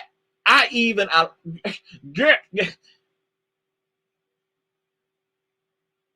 So we're trying to figure out, girl, what he did to you. Because you ain't never did shit for him. But we can go down the endless grocery list, baby, of all the shit he done did to you. So exactly why are you attempting to push a dead issue? Because it's dead, bitch. We already done kicked the can out of all this shit, baby. All these so-called accusers, girl, we done broke down the psychology. We done exposed the motives for what it are, baby. That's why Miss Fupa Moore got them goddamn comment sections and shit over there, got them clogged up and turned off and shit, baby. So, you know, unfortunately, McWig is just gonna catch the tail end of an ass whipping and of a dead issue. But we also trying to figure out what you mad at, other than what everybody else is mad at, which is that Larry is glowing up in front of you hoes, and it is really eating you hoes alive. And I'm gonna be honest, baby. I am just getting my life off of watching God elevate Larry and it chew bitches out from the inside out, baby. From the inside out. Chewing that asshole open. Chewing that asshole open. I ain't never seen a person's success harass other people. I ain't never seen somebody's happiness harass other people. I ain't never seen somebody's come up, honey, and accomplishments be abusive to other people, baby. These people are being brutalized and victimized by this man's success, girl. Since you want to come on, why don't you come on and talk about how good of a compadre and a peer that Larry done been to you? Because y'all don't ever want to tell that part, baby. When Larry be putting money in y'all hands and be trying to be supportive to y'all hoes, both in front of the light and behind the scenes, y'all always leave that part out of the equation. Y'all leave that part all the way out of the motherfucking equation. So what he did to you? Okay? Because just because your ratchet ass is talking about the story, don't make it any more true of a situation than when Fupa was running the story. Okay? I don't know if Wilhelmina Bartholomew the 13th think that because it's her who's talking about it, that all of a sudden it becomes something that is still not. Okay? Fupa didn't have shit, and you don't have shit as it relates to this narrative that you're pushing. Okay? All you dusty, dry, thrifty hoes can do is sit on live and talk about how Larry had these boys in his ministry, and he was touching all on these boys, and one of the accusers had said to me that, Are you okay? Are you all right? Girl, because what it sounds to me, girl, it's like jealousy, bitch. It sounds to me like somebody is jealous that they wasn't getting allegedly fondled in the middle of the night, honey. What it sounds like to me is that a bitch is upset, girl, that he couldn't be a part of the ministry, baby, that he couldn't have this same-sex experience with Mr. Larry Dr. Reid, honey. That's what it's giving to me, baby, because Larry, baby. Oh, yes. That's what it sounds like to me, baby, that a shim is upset, honey, that she wasn't being cuddled up in the middle of the night with a big old black peen up in between her ass crack, honey, okay? It sounds like to me, baby, that she looking at these accusers as the mistresses, baby, okay? Because it seems that Miss Shim can't get over the fact that Larry ain't want to give her none of that Larry Reid live dick. That's what it seems like to me, baby. It seems like to me that when the cameras, that as soon as the live stream would go off, baby, that Larry Reid was having a goddamn SWAT team, baby, throw you out of his motherfucking apartment, bitch, because it wasn't gonna be no cup of coffee and no tea, and it wasn't gonna be no sit around and watch Netflix together, bitch, okay? It seems to me that a hoe is pressed like panini bread, baby. We just trying to figure out what's going on. Hey, Stacy. We trying to figure out what's going on, honey. And I'm just trying to figure it out, baby, because that Larry Reid live dick is some serious dick, baby. See, that's why Larry be having to go celibate, baby. See, I used to wonder why Larry wasn't fucking nobody, baby. Now I know, bitch. Hoes go completely ballistically crazy, bitch. Okay, you got to keep that locked up for the one and the only, baby. Okay, See, Lisa been the only one, girl, who done been raised and programmed and created by God to withstand that penis, baby. She the only one made for all that meat and all that man, baby. Them hoes done got a sniff of the pheromones coming off of Larry's balls, baby. And these hoes is around here pressed and upset. Why they upset, y'all? Why they mad? Why these folks so mad, baby? What you want from Larry? He done help you with your website. He done been willing to be seen in public with you. He was almost willing to go into business with you. He done loaned his parking garage to your repoed ass, unpaid for, chased down the street ass vehicle from goddamn CarMax. Bitch, he done gave you money, girl, so you can feed that motherfucking triple neck of yours, honey. Okay? The reason why you still need core sex, honey, is because you was spending that Larry Reid live money, baby. Okay, to push up to them fast food restaurants for dinner and shit. Okay? So we is trying to really figure out what is the whole motive here, girl. Why is these folks so disgruntled, baby? Everybody in this situation done lived off Larry. Done been raised off Larry. Done been protected by Larry. Done been supported by Larry. And y'all couldn't do no better than be mad as hell because he was the only one out of all of y'all who could become something.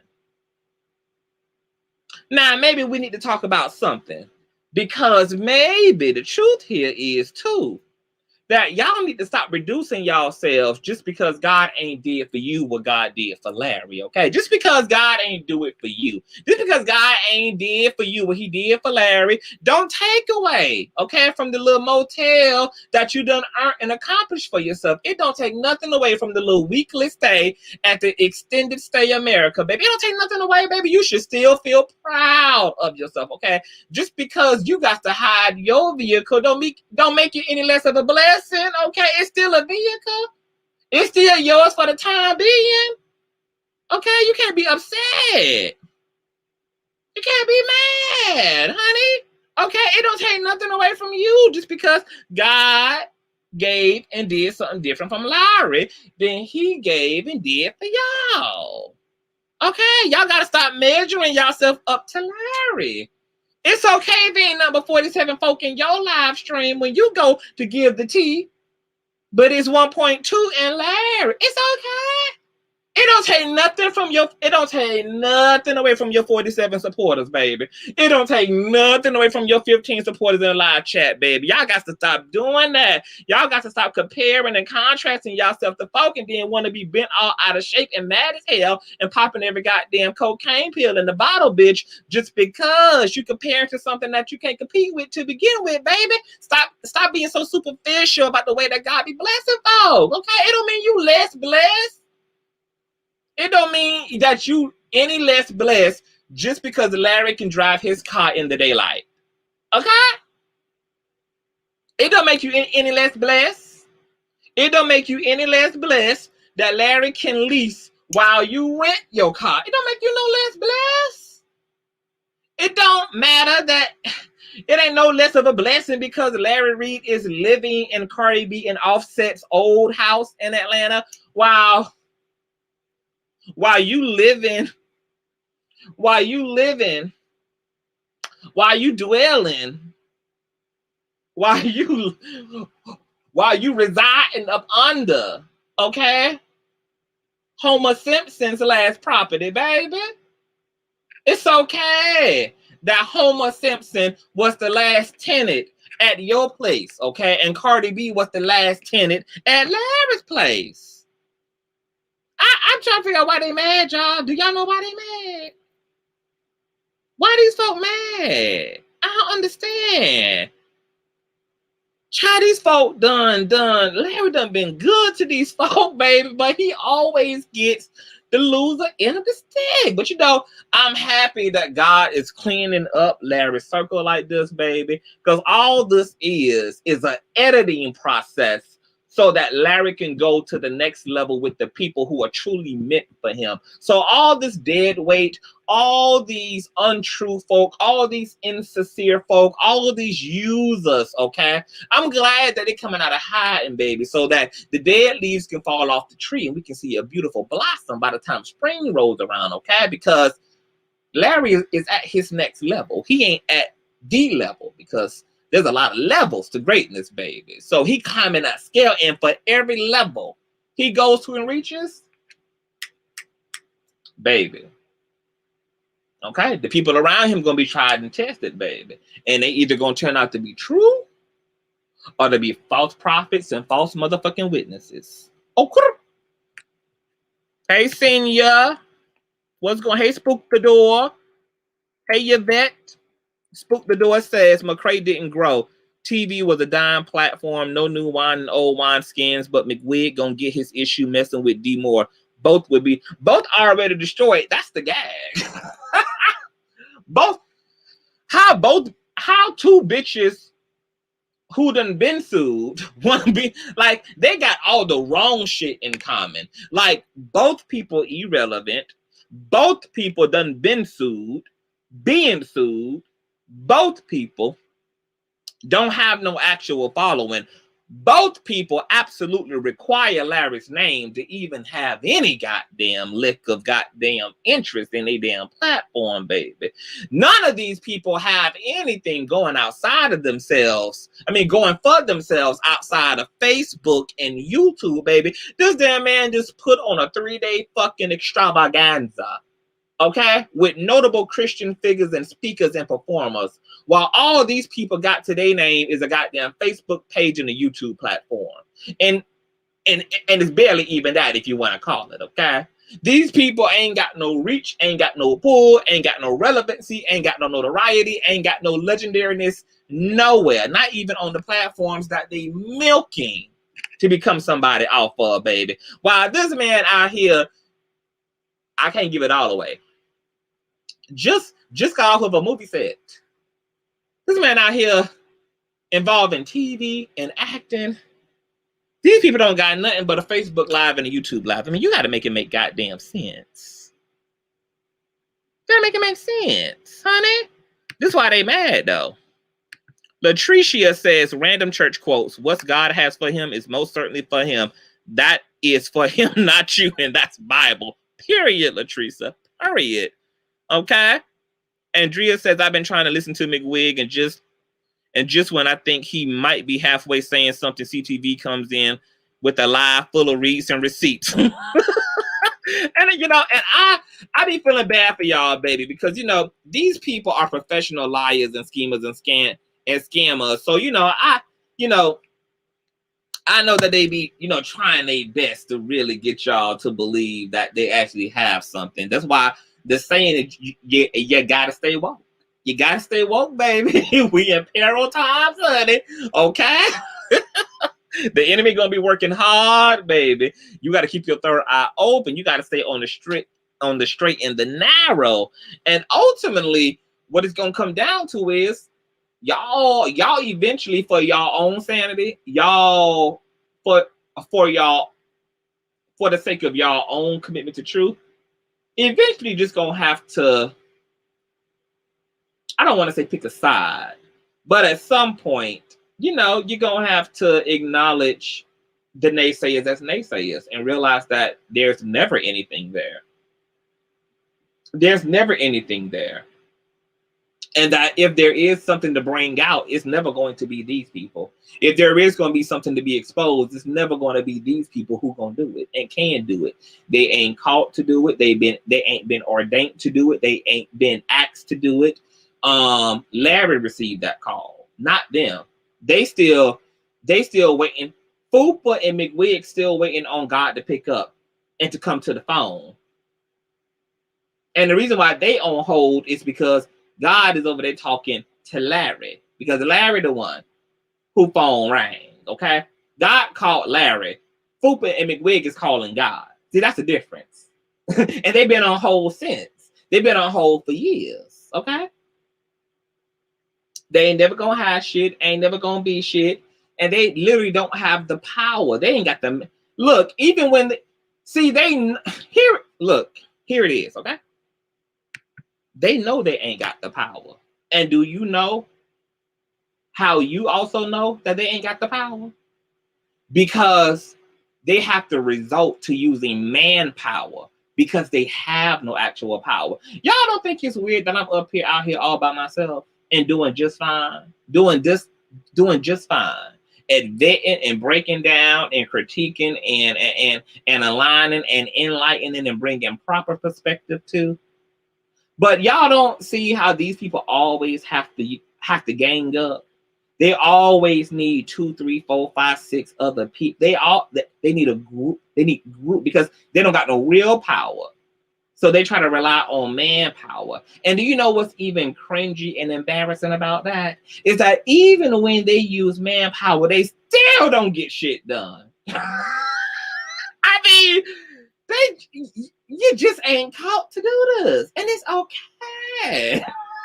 That's why they mad, y'all. Because Larry done got shit done. See, Larry led successful protests against Plantation Network. Larry done successfully protected, raised money and housing on behalf of widows and behalf of people who done been truly victimized. These people can't do none of that. Never did and never will. Okay? They ain't got no power. That's why they rely on manpower. Okay? But you be by myself. That's it. Okay? Because the truth don't need defending like that. It don't take no whole goddamn army, okay, for the truth to do all that it needs to do. All the truth need is a microphone.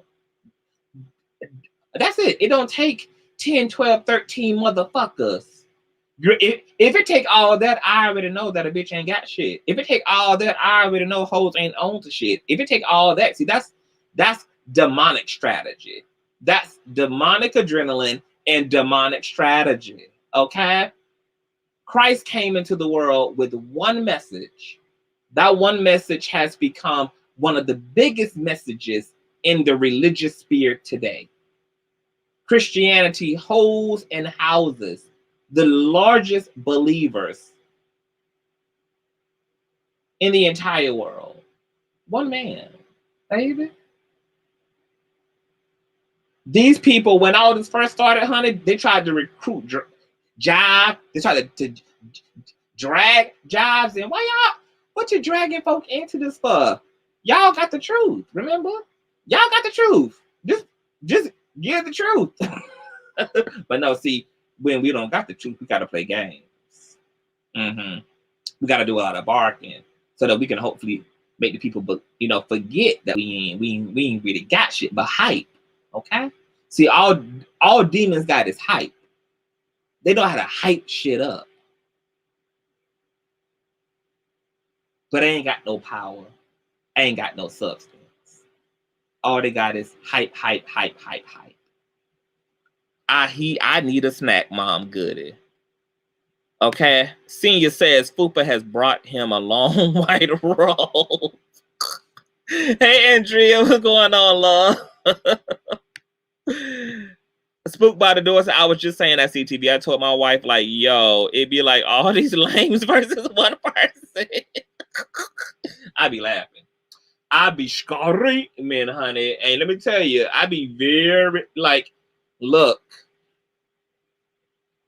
baby, all I'm going to say is it's an art form, honey. Because people would be a liability, right? Like, right now, I can think about a situation right now where there is a platform that could be very helpful, that could be very useful. Like, I can see the potential, and I even know that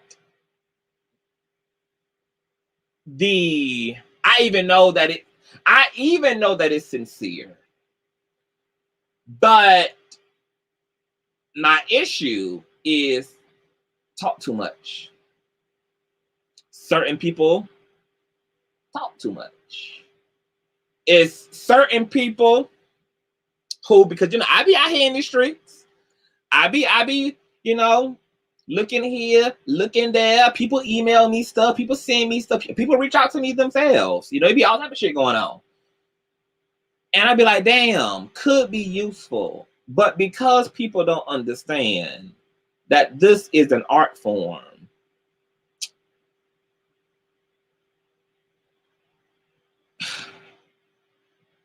it disqualifies them from people who, for one, understand the seriousness, and people who also are very strategic. It disqualifies us from being able to align ourselves because you got to be, first of all, you got to really be in it for something real and not just for show. And for two, you got to realize that you can't say everything. And I be listening to the things that get said, and they get said in good faith. They get said with good intentions, but good intentions also pave the road to hell. And I just be like, damn, why did you say that? Like, why did you? I know why you said it. I know why you put it out, but you just gave something away that didn't need to be given. That you just said, it shouldn't have been a post. It shouldn't have been a video. It should have been communicated personally and privately, because you just gave something away that don't need to be given away.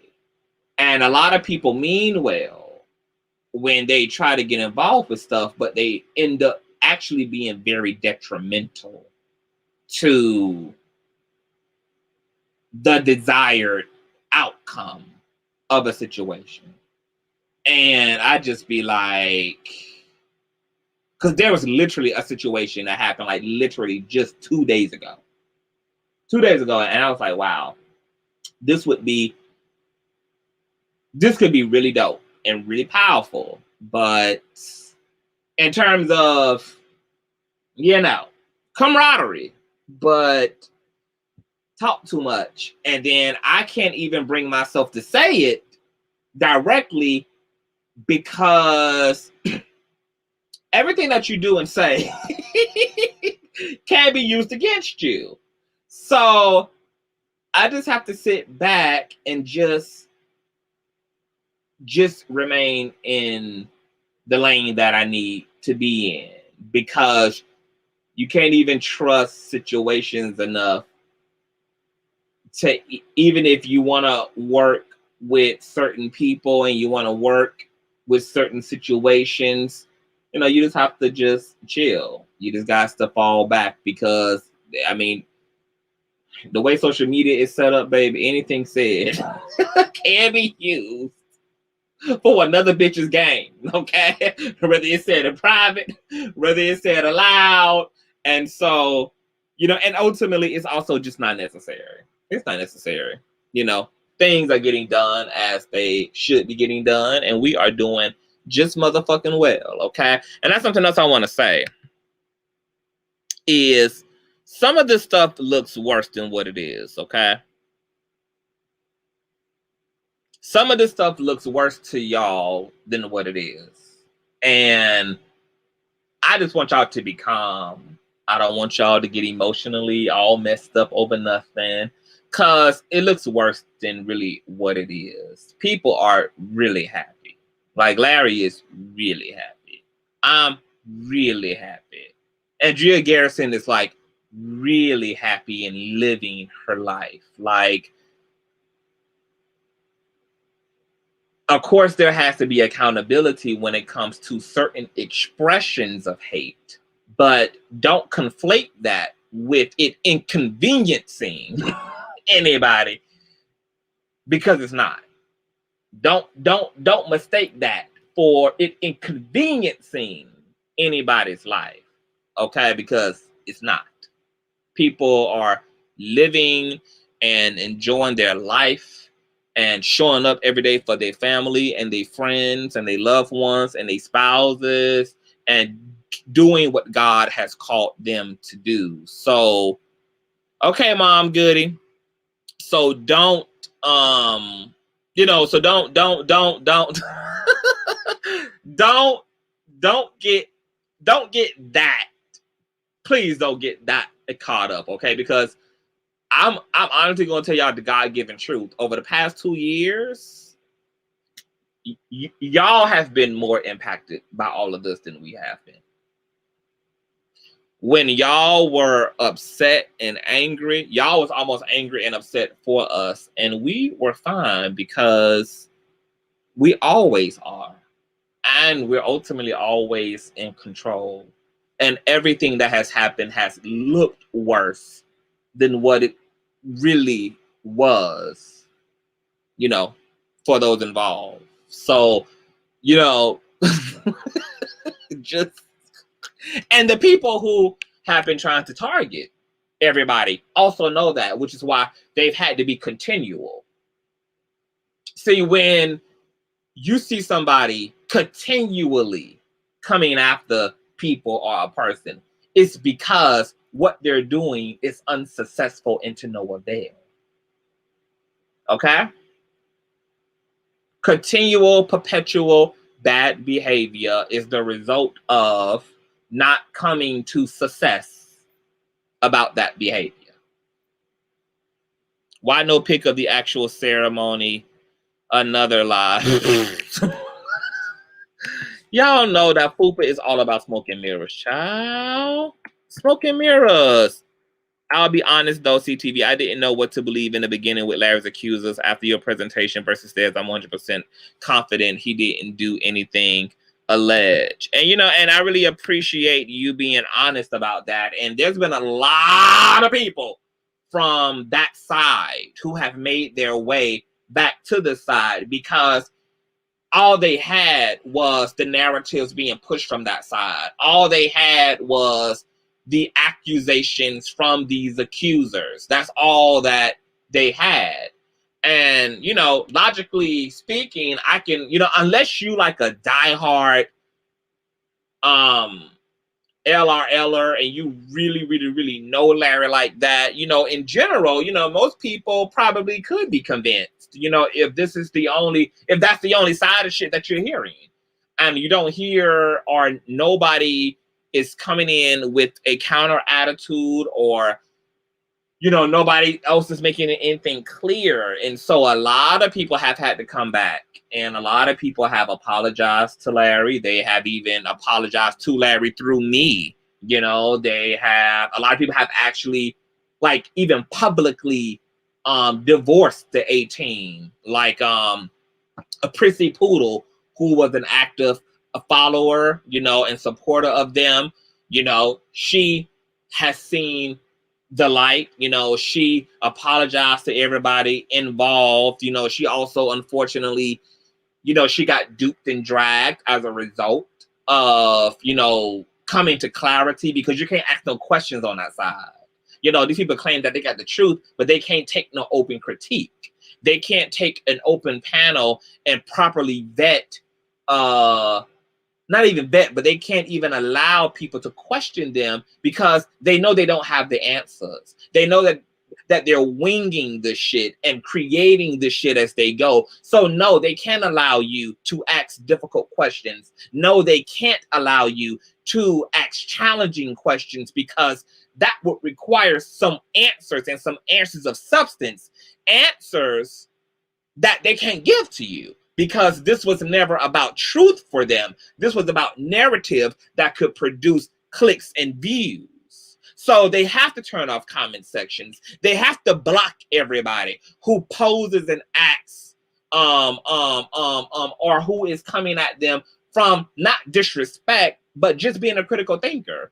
I'm asking you a critical question, and if you have the answers and the truth, you should be able to give me a critical motherfucking answer. You should be able to give me critical feedback. So, but instead, you don't get to have the option to do that. You get deemed as an enemy.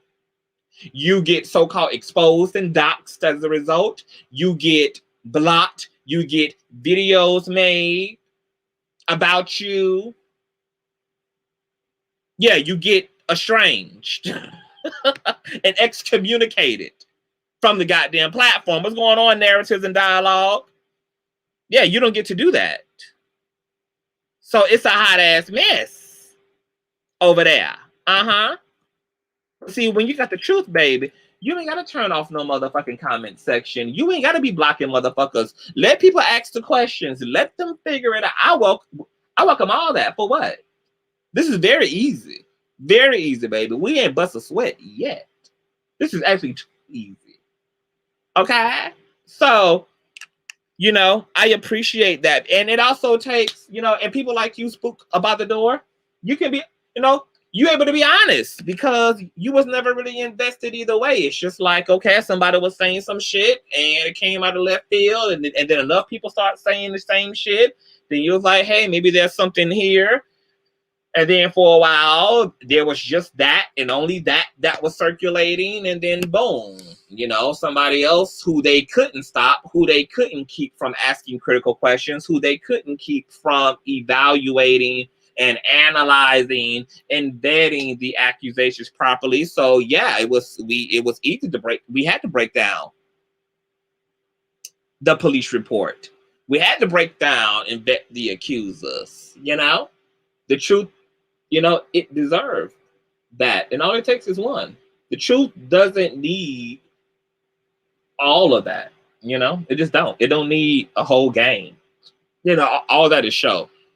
All that is manufactured bullshit to maintain all the barking and all the hype. Because demons specialize in hype, okay?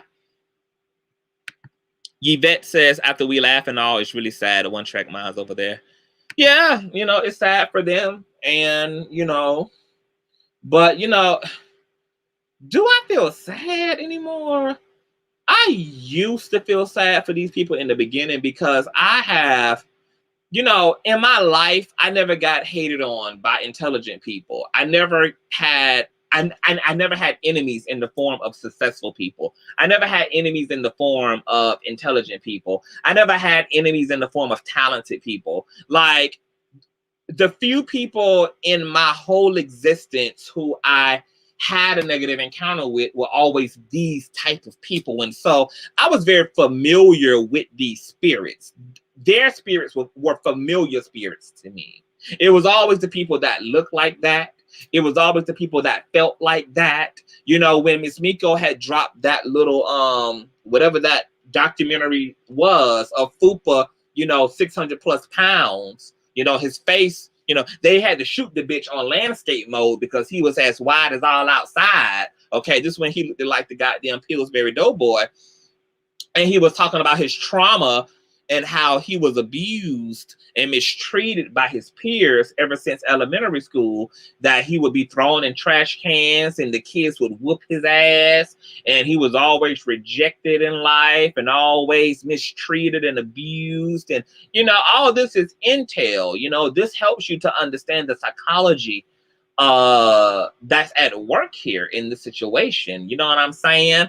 And so, and I have always seen those people abused by society. I know the way that fat people have been treated. I know the way that like awkward people are treated by mainstream society.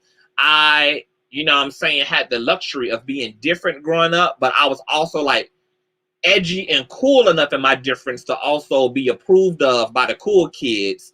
So I was able to exist within a perfect middle space between those who were popular, those who were a part of the status quo, the VIP, the MVP, but I also had access to like those underground spaces that people like Fupa and Let Me See Your Transcript and Mr. Potato Head occupied.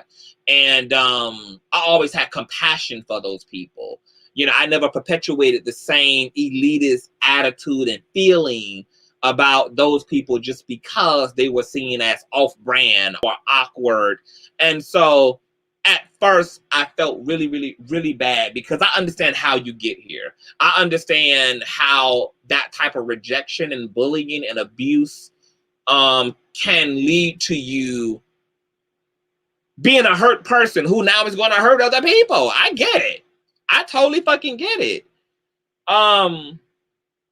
But it was also difficult to continue to empathize with them once everybody in this situation gave these people the opportunity to find them something to do, and they didn't want to find anything else to do.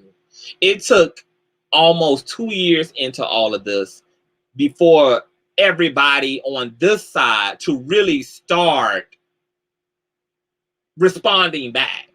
You know, cease and desist have been sent in the past 2 years.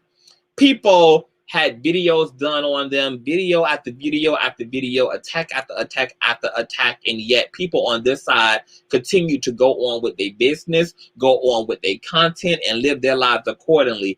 And even staying absolutely silent and minding your business and enjoying the fruit of your labor, it wasn't enough for these people to find them something else to do. So now that we turn around and this group is being exposed, accordingly and rightfully so, people are telling the goddamn truth about these hoes, and you know their platforms are being compromised and all of this kind of shit. And you know, now people are only looking to laugh and not looking with the expectation of anything of actual substance to be accomplished by these folk.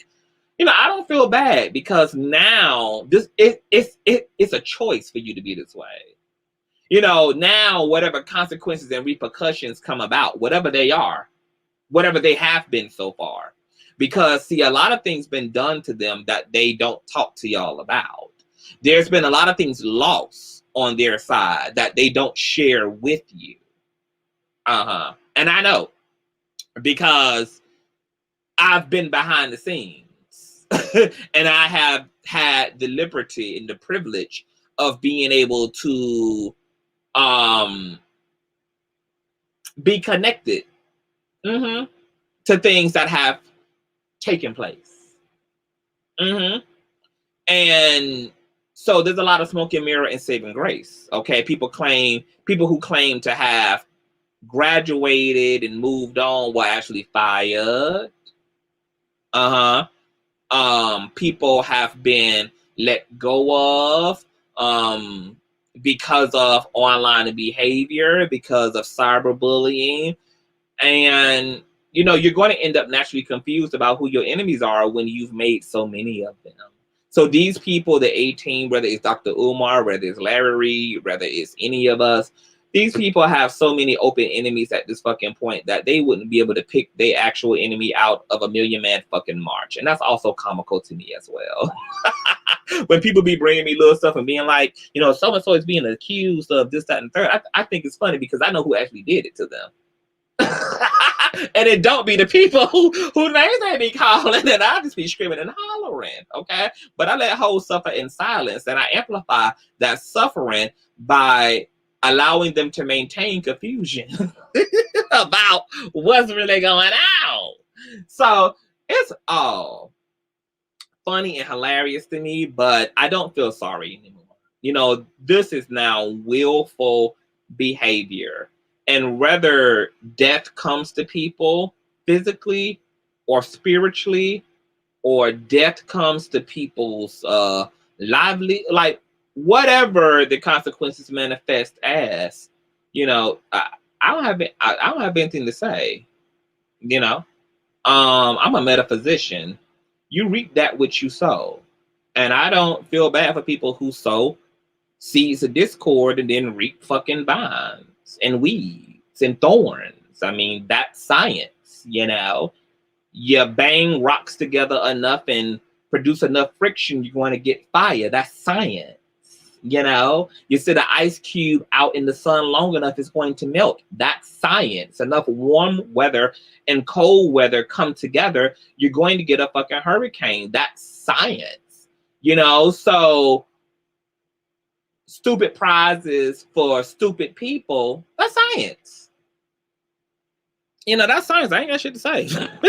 you know, at first it was sad, you know, but these people could have used, these people could have had their own behavior reflected back to them and then went and got them the much needed help and therapy that they need, you know. But instead, I don't, you know, it's really unfortunate that people don't have nothing worth losing in their life. You know, the reason why all these people are open to lawsuits, they're open to a jail time, they're open to injunctions, they're open to being subjected to you know, consequences and repercussions of all kind, is because ultimately none of these people have anything worth losing.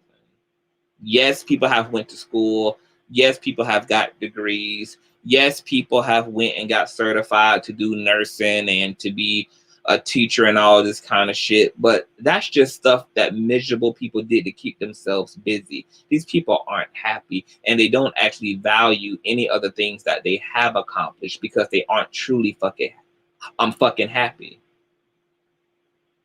And the last 4 or 5 people who just dropped off the live was Fupa, Let Me See Your Ass Clap, and Miss Potato Head, because the facts of their goddamn life is being read to them. It's convicting. It's convicting. It's very convicting. Yvette says you would think that their lawyer would tell them to shut. Well, Yvette, that would be true if these people had lawyers. These people have pay-as-you-go lawyers. Larry is the only person who has been able to retain legal representation, both in Georgia and in Ohio. Fupa has only been able to pay a family attorney as he can afford a family attorney, as he's required to answer back to the courts. So that's why they aren't shutting up. And this is why there's nobody to tell them and encourage them to shut up, because they can't even retain a lawyer enough for a lawyer to get seriously invested in the case, to be concerned about their clients. These people are broke and struggling through a legal battle with Larry. You ain't have to see Larry raise a single damn dollar to retain his lawyers and to do what needs to be done and to give what needs to be given in the situation as it relates to his lawsuit against Fupa down a little more. Not one. Hey, Casey. Classy says, I don't feel sorry for any of them. Look at how many people are attacking one man and for what. And they're only attacking themselves. Larry over here winning. People talking about, I got Larry scared. How you got Larry? How you got a nigga who is living his life aloud scared? How you got a nigga who's suing you scared? How you got a nigga scared who you crossed state lines to visit but wasn't even bold enough to knock on his door and to make the final announcement of? but you got him scared. If you don't take your sick, demented, rotten foot ass and sit the fuck goddamn down somewhere and go raise that goddamn son of yours accordingly, bitch. Like, it's just ridiculous. Like, it's absolutely redonkulous. Okay? Big Rainy says, a Koopa Foopa and Creeps just needs to fade to permanent black. And in a way, they kind of already have. You know? This is the loss. This really is, I mean, to be here at 50 plus years old, this is the ultimate L. I know that everybody is looking for jail time and the lawsuit being fulfilled as like the ultimate like victory here, but honestly the victory has already been had because Larry has been able to maintain his sense of happiness and be consistently successful in what he's always been called to do. These people are the ones miserable and obsessive because they're miserable. And every time they look at Larry, they get miserable. Every time they think of Larry, they get miserable because Larry really is a sum total of their idealistic self. And they're always going to hate him for being successful at what they can't be successful at. And they're always going to make themselves miserable because they keep comparing themselves to Larry. And they have to compare what they got to what he got. And there's too much of a stark difference between the two. And that's going to continuously inflame the motherfucking misery of it all, honey. So it's like they're in a curse. This is how cursed people act.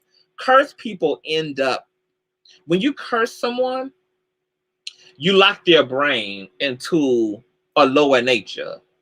And they have no choice but to be perpetual in that lower nature until they literally cry out for salvation and cry out to Christ. These people somebody cursed these people. Baby, I don't know what type of witch from where. But baby, these folk are cursed, baby. This is a curse. This is the behavior of cursed folk. Okay? CL says, the man literally has Larry's name in every title of his videos. He is obsessed. Larry is just ignoring him, period. Yes, other people believe that. Mrs. VB says, imagine that a prostitute with audacity to be judging anyone. Imagine that a prostitute. Well, you know, Mrs. VB, Mary Magdalene was a whore turned saint. You know, see, the goodness of God is that you can be a murderer turned saint.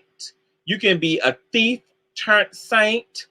You can be a prostitute turned saint. See, one of the issues that simple brain bitches get it fucked up at is that they think they get to decide who God can use to do the judging, and they don't get to.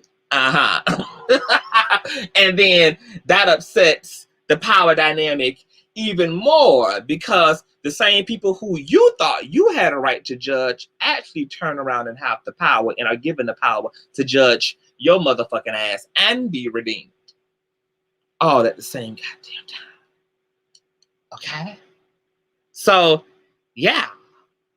You know, imagine all these gossipers doing all of the judging. Imagine being a 50-year-old man who has domestically abused his wife, turning around and judging another man. Imagine a man who bashed a handicapped kid upside the head that resulted in him losing his teacher's license, turning around and judging another man. Imagine a bloated bitch somewhere in Texas, okay, with a stackable washer and dryer in her room with an 8-inch smart TV, okay, who does not take care of herself inwardly or outwardly, thinking that she can judge a prostitute. Imagine a nigga who was fired because he is just too lazy to come in and pack boxes, be obsessed and try to sweep around the door of a nigga who is out here getting his coin by way of an honest living, doing the judging. Imagine that, Mrs. VB. Imagine whoever you are hiding behind an avatar in a screen,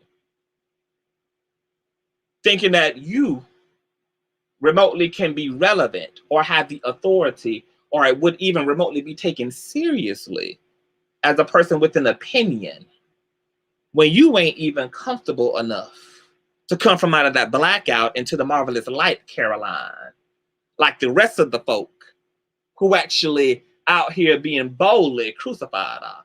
Okay, see, we're not the same. We not the same, boo. It's people like you that make this really hilarious, okay? That make this real fun and funny, you know, but we gotta make it make sense over here. So if a prostitute can't judge, then who can? Because the damn show ain't you, and the damn show ain't Mrs. Potato Head, and the damn show ain't Mrs. Clump, and the damn show ain't Mrs. Fupa Down Low More. Okay, who couldn't even bury his father successfully without running back immediately to Ohio to dox people he already done doxed. I mean, imagine that. Ain't that about a something wild, Mrs. VB? Ain't that about something wild, Mrs. Ma'am? Ain't that about a wild shit? Ain't it wild that you think that you get to that because you created a YouTube profile that you get to do the judging? Ain't that about wild? If a prostitute can't judge, bitch, who can?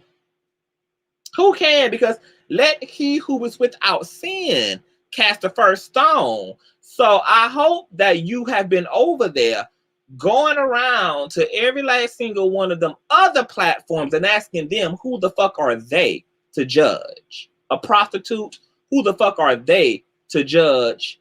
A alleged, who are they to judge?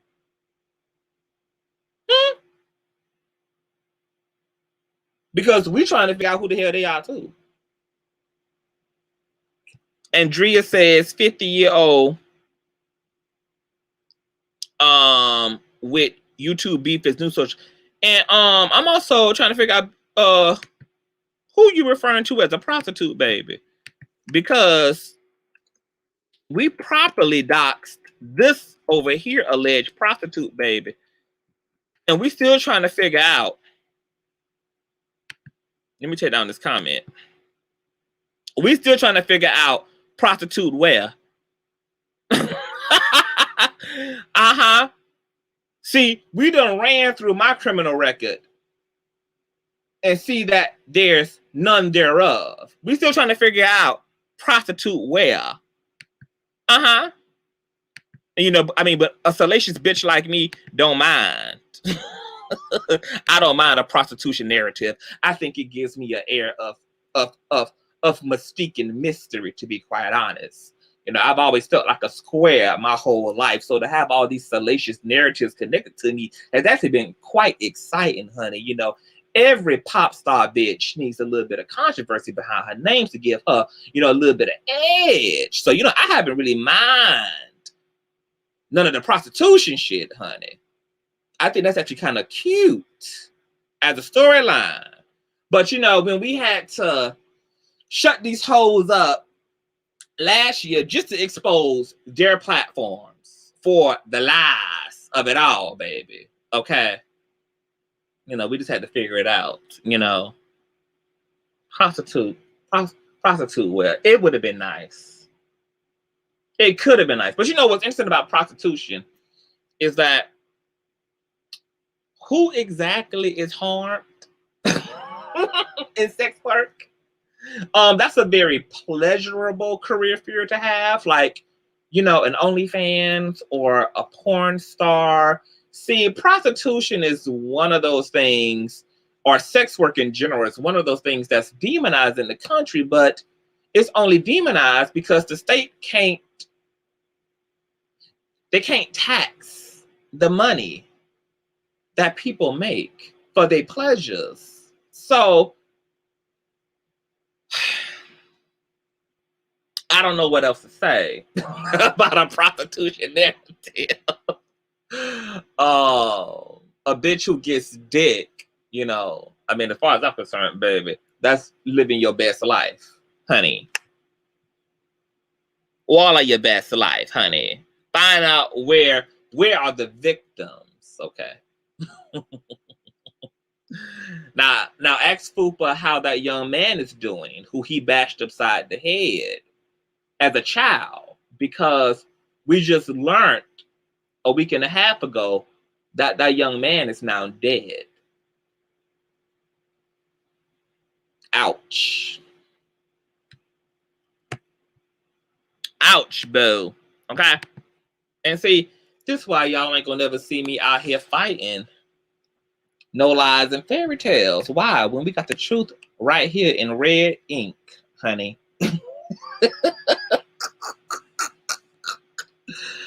Baby. Can't be taxed. That's the real part. Period. Now, you think that these folk is going to take the truth and run with it? You think that they going to say, Fupa, why CTV got a whole goddamn state-sanctioned criminal background check, and it ain't no prostitution in sight? Do you think that they going to run back and repent? Do you think that the people who believe that I was actually a goddamn street prostitute do you actually think? Huh? Do you? Do you think that anybody who ever ran with the prostitution narrative ever asked Fupa for a mugshot of CTV? Since CTV done been all arrested and things. Huh? I don't understand. And you know why CTV ain't never get out here and put none of that shit to rest, really? It's because I'm smart enough to know that people are not in this for the truth, baby. People are in this for the shits of it all, baby. This ain't never been about the truth. So what really is the point of running a campaign with the truth? Okay? You know, Fupa called me a prostitute. I thought it was a great opportunity to show how much of a liar he is, and how manipulative he is, and how passionate he is about spreading lies and fairy tales, and how easy the truth is in its availability. I popped myself and debunked the lies. And if there were people out there who didn't ask for a mugshot, you know, that's a shame on you. It's a shame on you that somebody brings you information, baby, and they don't burden themselves with proving it beyond a benefit of a doubt, honey. That's your headache. It's not mine. All I'm gonna do is drop the truth, and then I'm gonna go on about my business. Okay? If you didn't catch the truth when it dropped, that's your business. If you don't know what the truth is, that's also your personal business and burden. We gonna live our lives accordingly, honey, and we gonna let the people who asking the real questions end up on the block list. Because hundreds of people been asking Fupa about why the state sanctioned criminal background check don't have nothing about no damn sex work and prostituting and thotting and bopping in the parking lots all over the world. Okay? They ended up on the block list. Okay? The people who asked for the corresponding mugshots to the crimes committed by CTV and weren't given any of that evidence, weren't given any of that proof. Yeah, they ended up on a block list.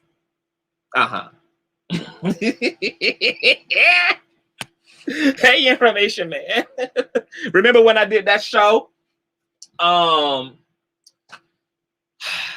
Remember when I did that show? It was on one of those shows I did, I think last month, a month before last, and I was breaking down like just go into my playlist. All that information is there.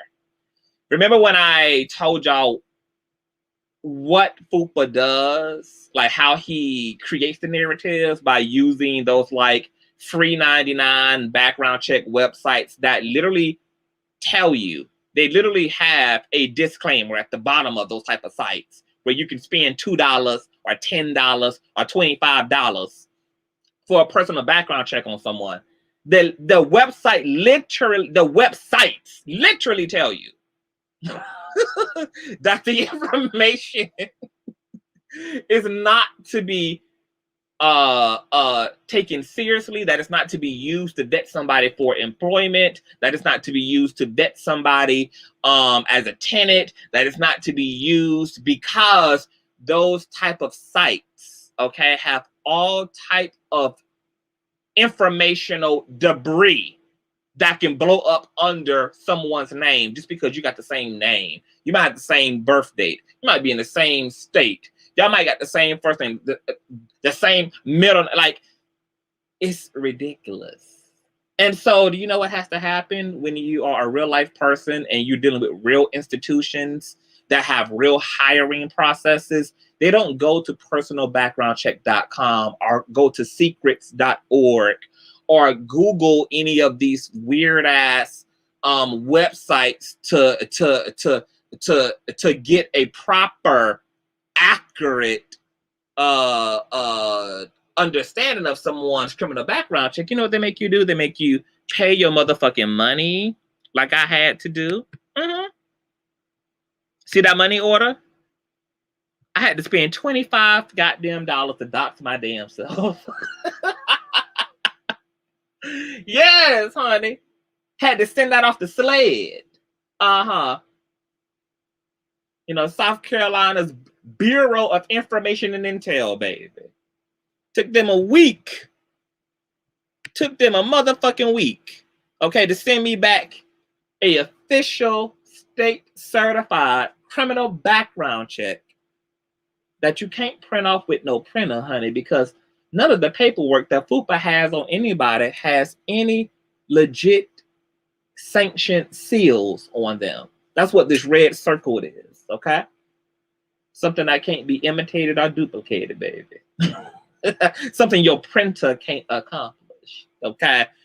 So, and do you see me talking about this every day? No, because you hating assholes ain't in nothing for truth. So what is really the point? We always knew this was about the lies. We always knew this was about the narrative. That's all that they specialize in. Is twisting, manipulating, and misrepresenting information. The same thing that they did in Larry's court case with E. Dewey. A misrepresentation of his case. And they do this willfully and intentionally. But this is why you have to dox to begin with, because you know you don't got shit.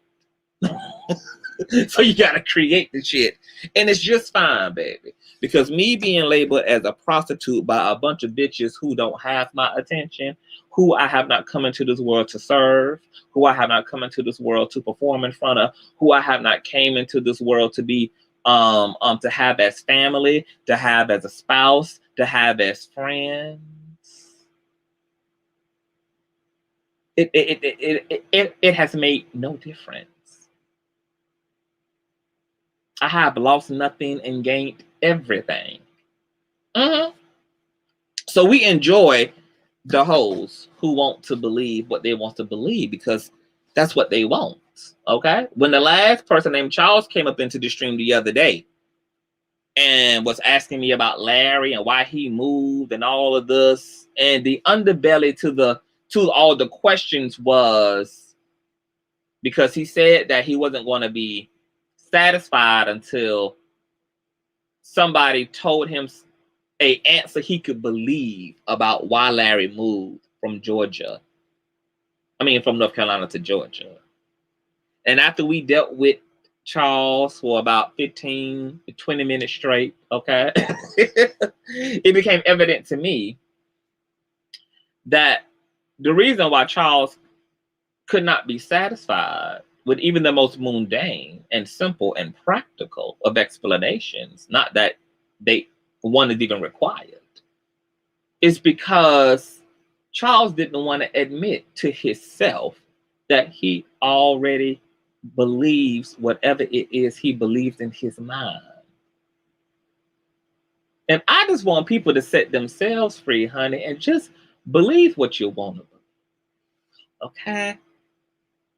There are some people here who already have their minds made up, and your mind can stay made up. Your mind being made up or not being made up, or you believing in Larry's innocent, or you believing in CTV being a prostitute or not being a prostitute in a past life, literally does not change any goddamn thing at all. It doesn't affect or impact anything at all. At all. At all. So for me, it's easy to let it be where it is. And if you know, you know. If you don't, you don't. I mean, it is what it is. You know, when people can figure out what CTV being or not being a prostitute has to do with them or anything else, then they can holler at me. In the meantime, you can suck on my prostituted pussy. In the meantime, because I already told y'all, baby, I'm about to make some paraphernalia out of that shit, bitch. Parking lot thought hats coming soon to a city near you. Parking lot thought pullovers and t-shirts coming to a city near you, baby. We about to brand that bitch. Cause I'm cute with all that, baby. Mom Goody says allegedly, and yes, I'm trolling now. Yvette says, Mom Goody said, damn, all that. Why don't you teach anymore? Fupa, you ain't teaching no more. No, baby, that man couldn't substitute teach dogs if he wanted to, baby. Okay? That teacher's license is revoked, baby. He's been canceled, sugar. He got fired allegedly for hitting a student. Oh, yes. Information man. Interesting. Oh, yes. Interesting. Information man. There be a lot of information out here, baby.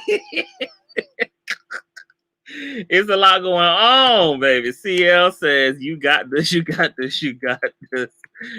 I think this is a big rain. I'm trying to help foster children who are put out of the house because they turn 18 and the foster parents don't get. Oh, wow. That's some real work. My God. Yeah, people exploit the foster care system all the time. I know I've had a few friends who were raised up in the foster care system, and it was clear that they had parents and not mothers. Like, it was very clear that there were people who only took them in for a check. And it's one of the coldest environments a person can be raised in. It's when you know people don't really love you and don't really give a fuck about you. It's fucked up. But that happens a lot. He showed absolutely no documents for that one and all the others. Period. Period, baby. We want the mugshots, baby. Show CTV in the lineup, baby. Show CTV with a bad wig on and the hair standing up in the mugshot, baby. You know, like, we still waiting on the mugshots associated with all this pussy popping going, all this illegal pussy popping going on, honey. Okay, baby, CTV done been dragged in and out of the criminal justice system since he was a young hoe. Got started hoeing at a very young age, baby, and wasn't too good at it either, baby, because I was getting found out by the cops and the po-po, baby, in the alleyways and byways of North Carolina and Georgia, places I ain't never even fucking living in my life, honey.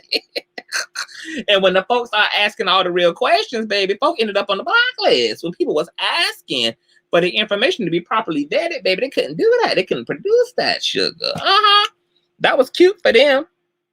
I was a phone hoe for a while. Real good money. Yvette says, wait, a prostitutional don't have to pay taxes? What the fuck? At all, baby. So they be locking these hoes up, baby. They can't motherfucking tax that goddamn alleyway money, baby. They can't tax that back in the SUV money, baby. They can't do it.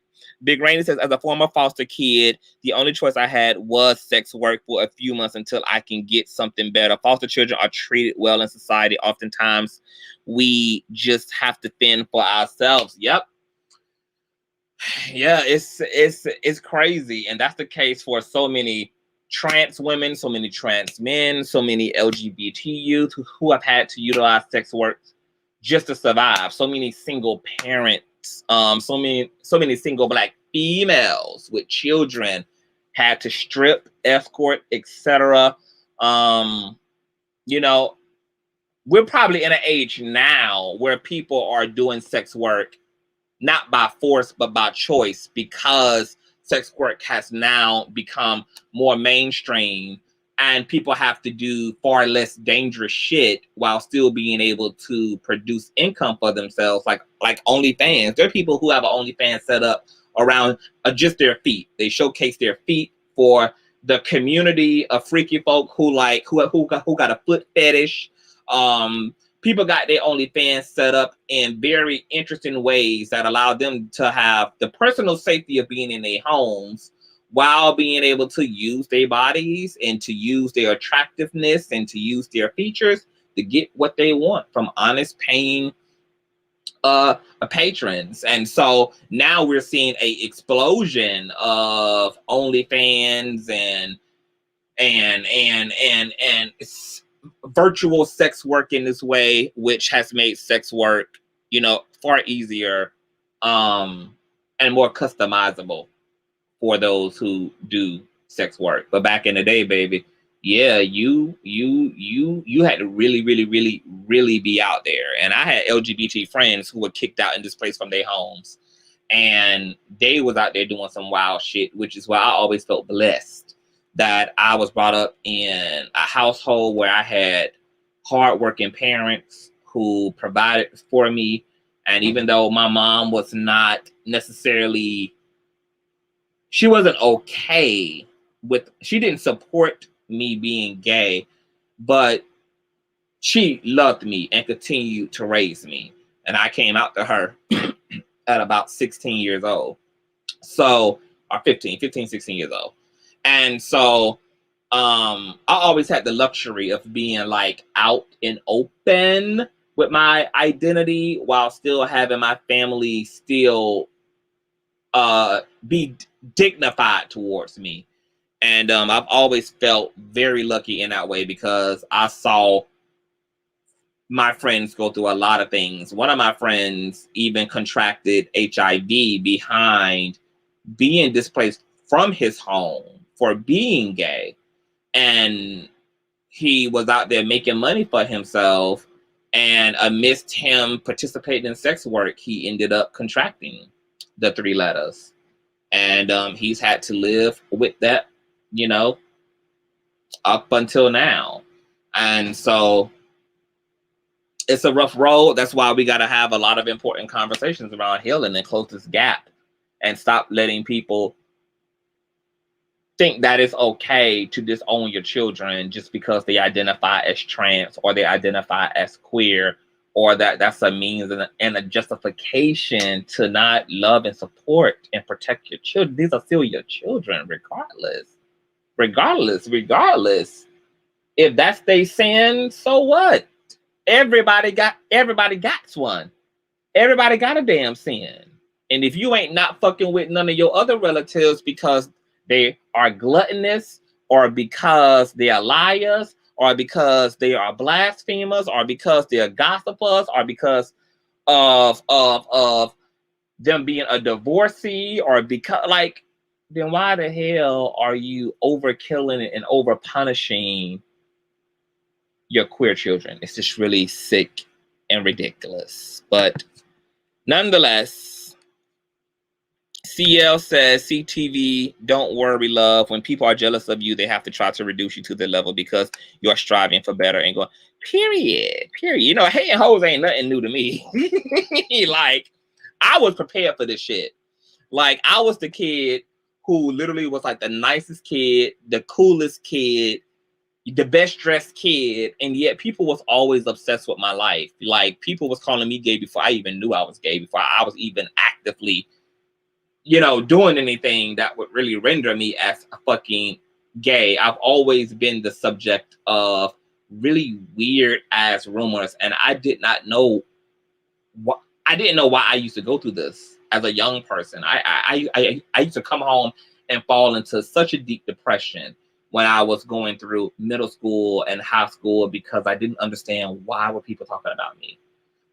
It wasn't until later on in my adult life that I realized that God was setting me up and grooming me for being a public figure. God knew that I would be called to be a part of mainstream culture and mainstream society because I have a voice and I have something to say and something to give.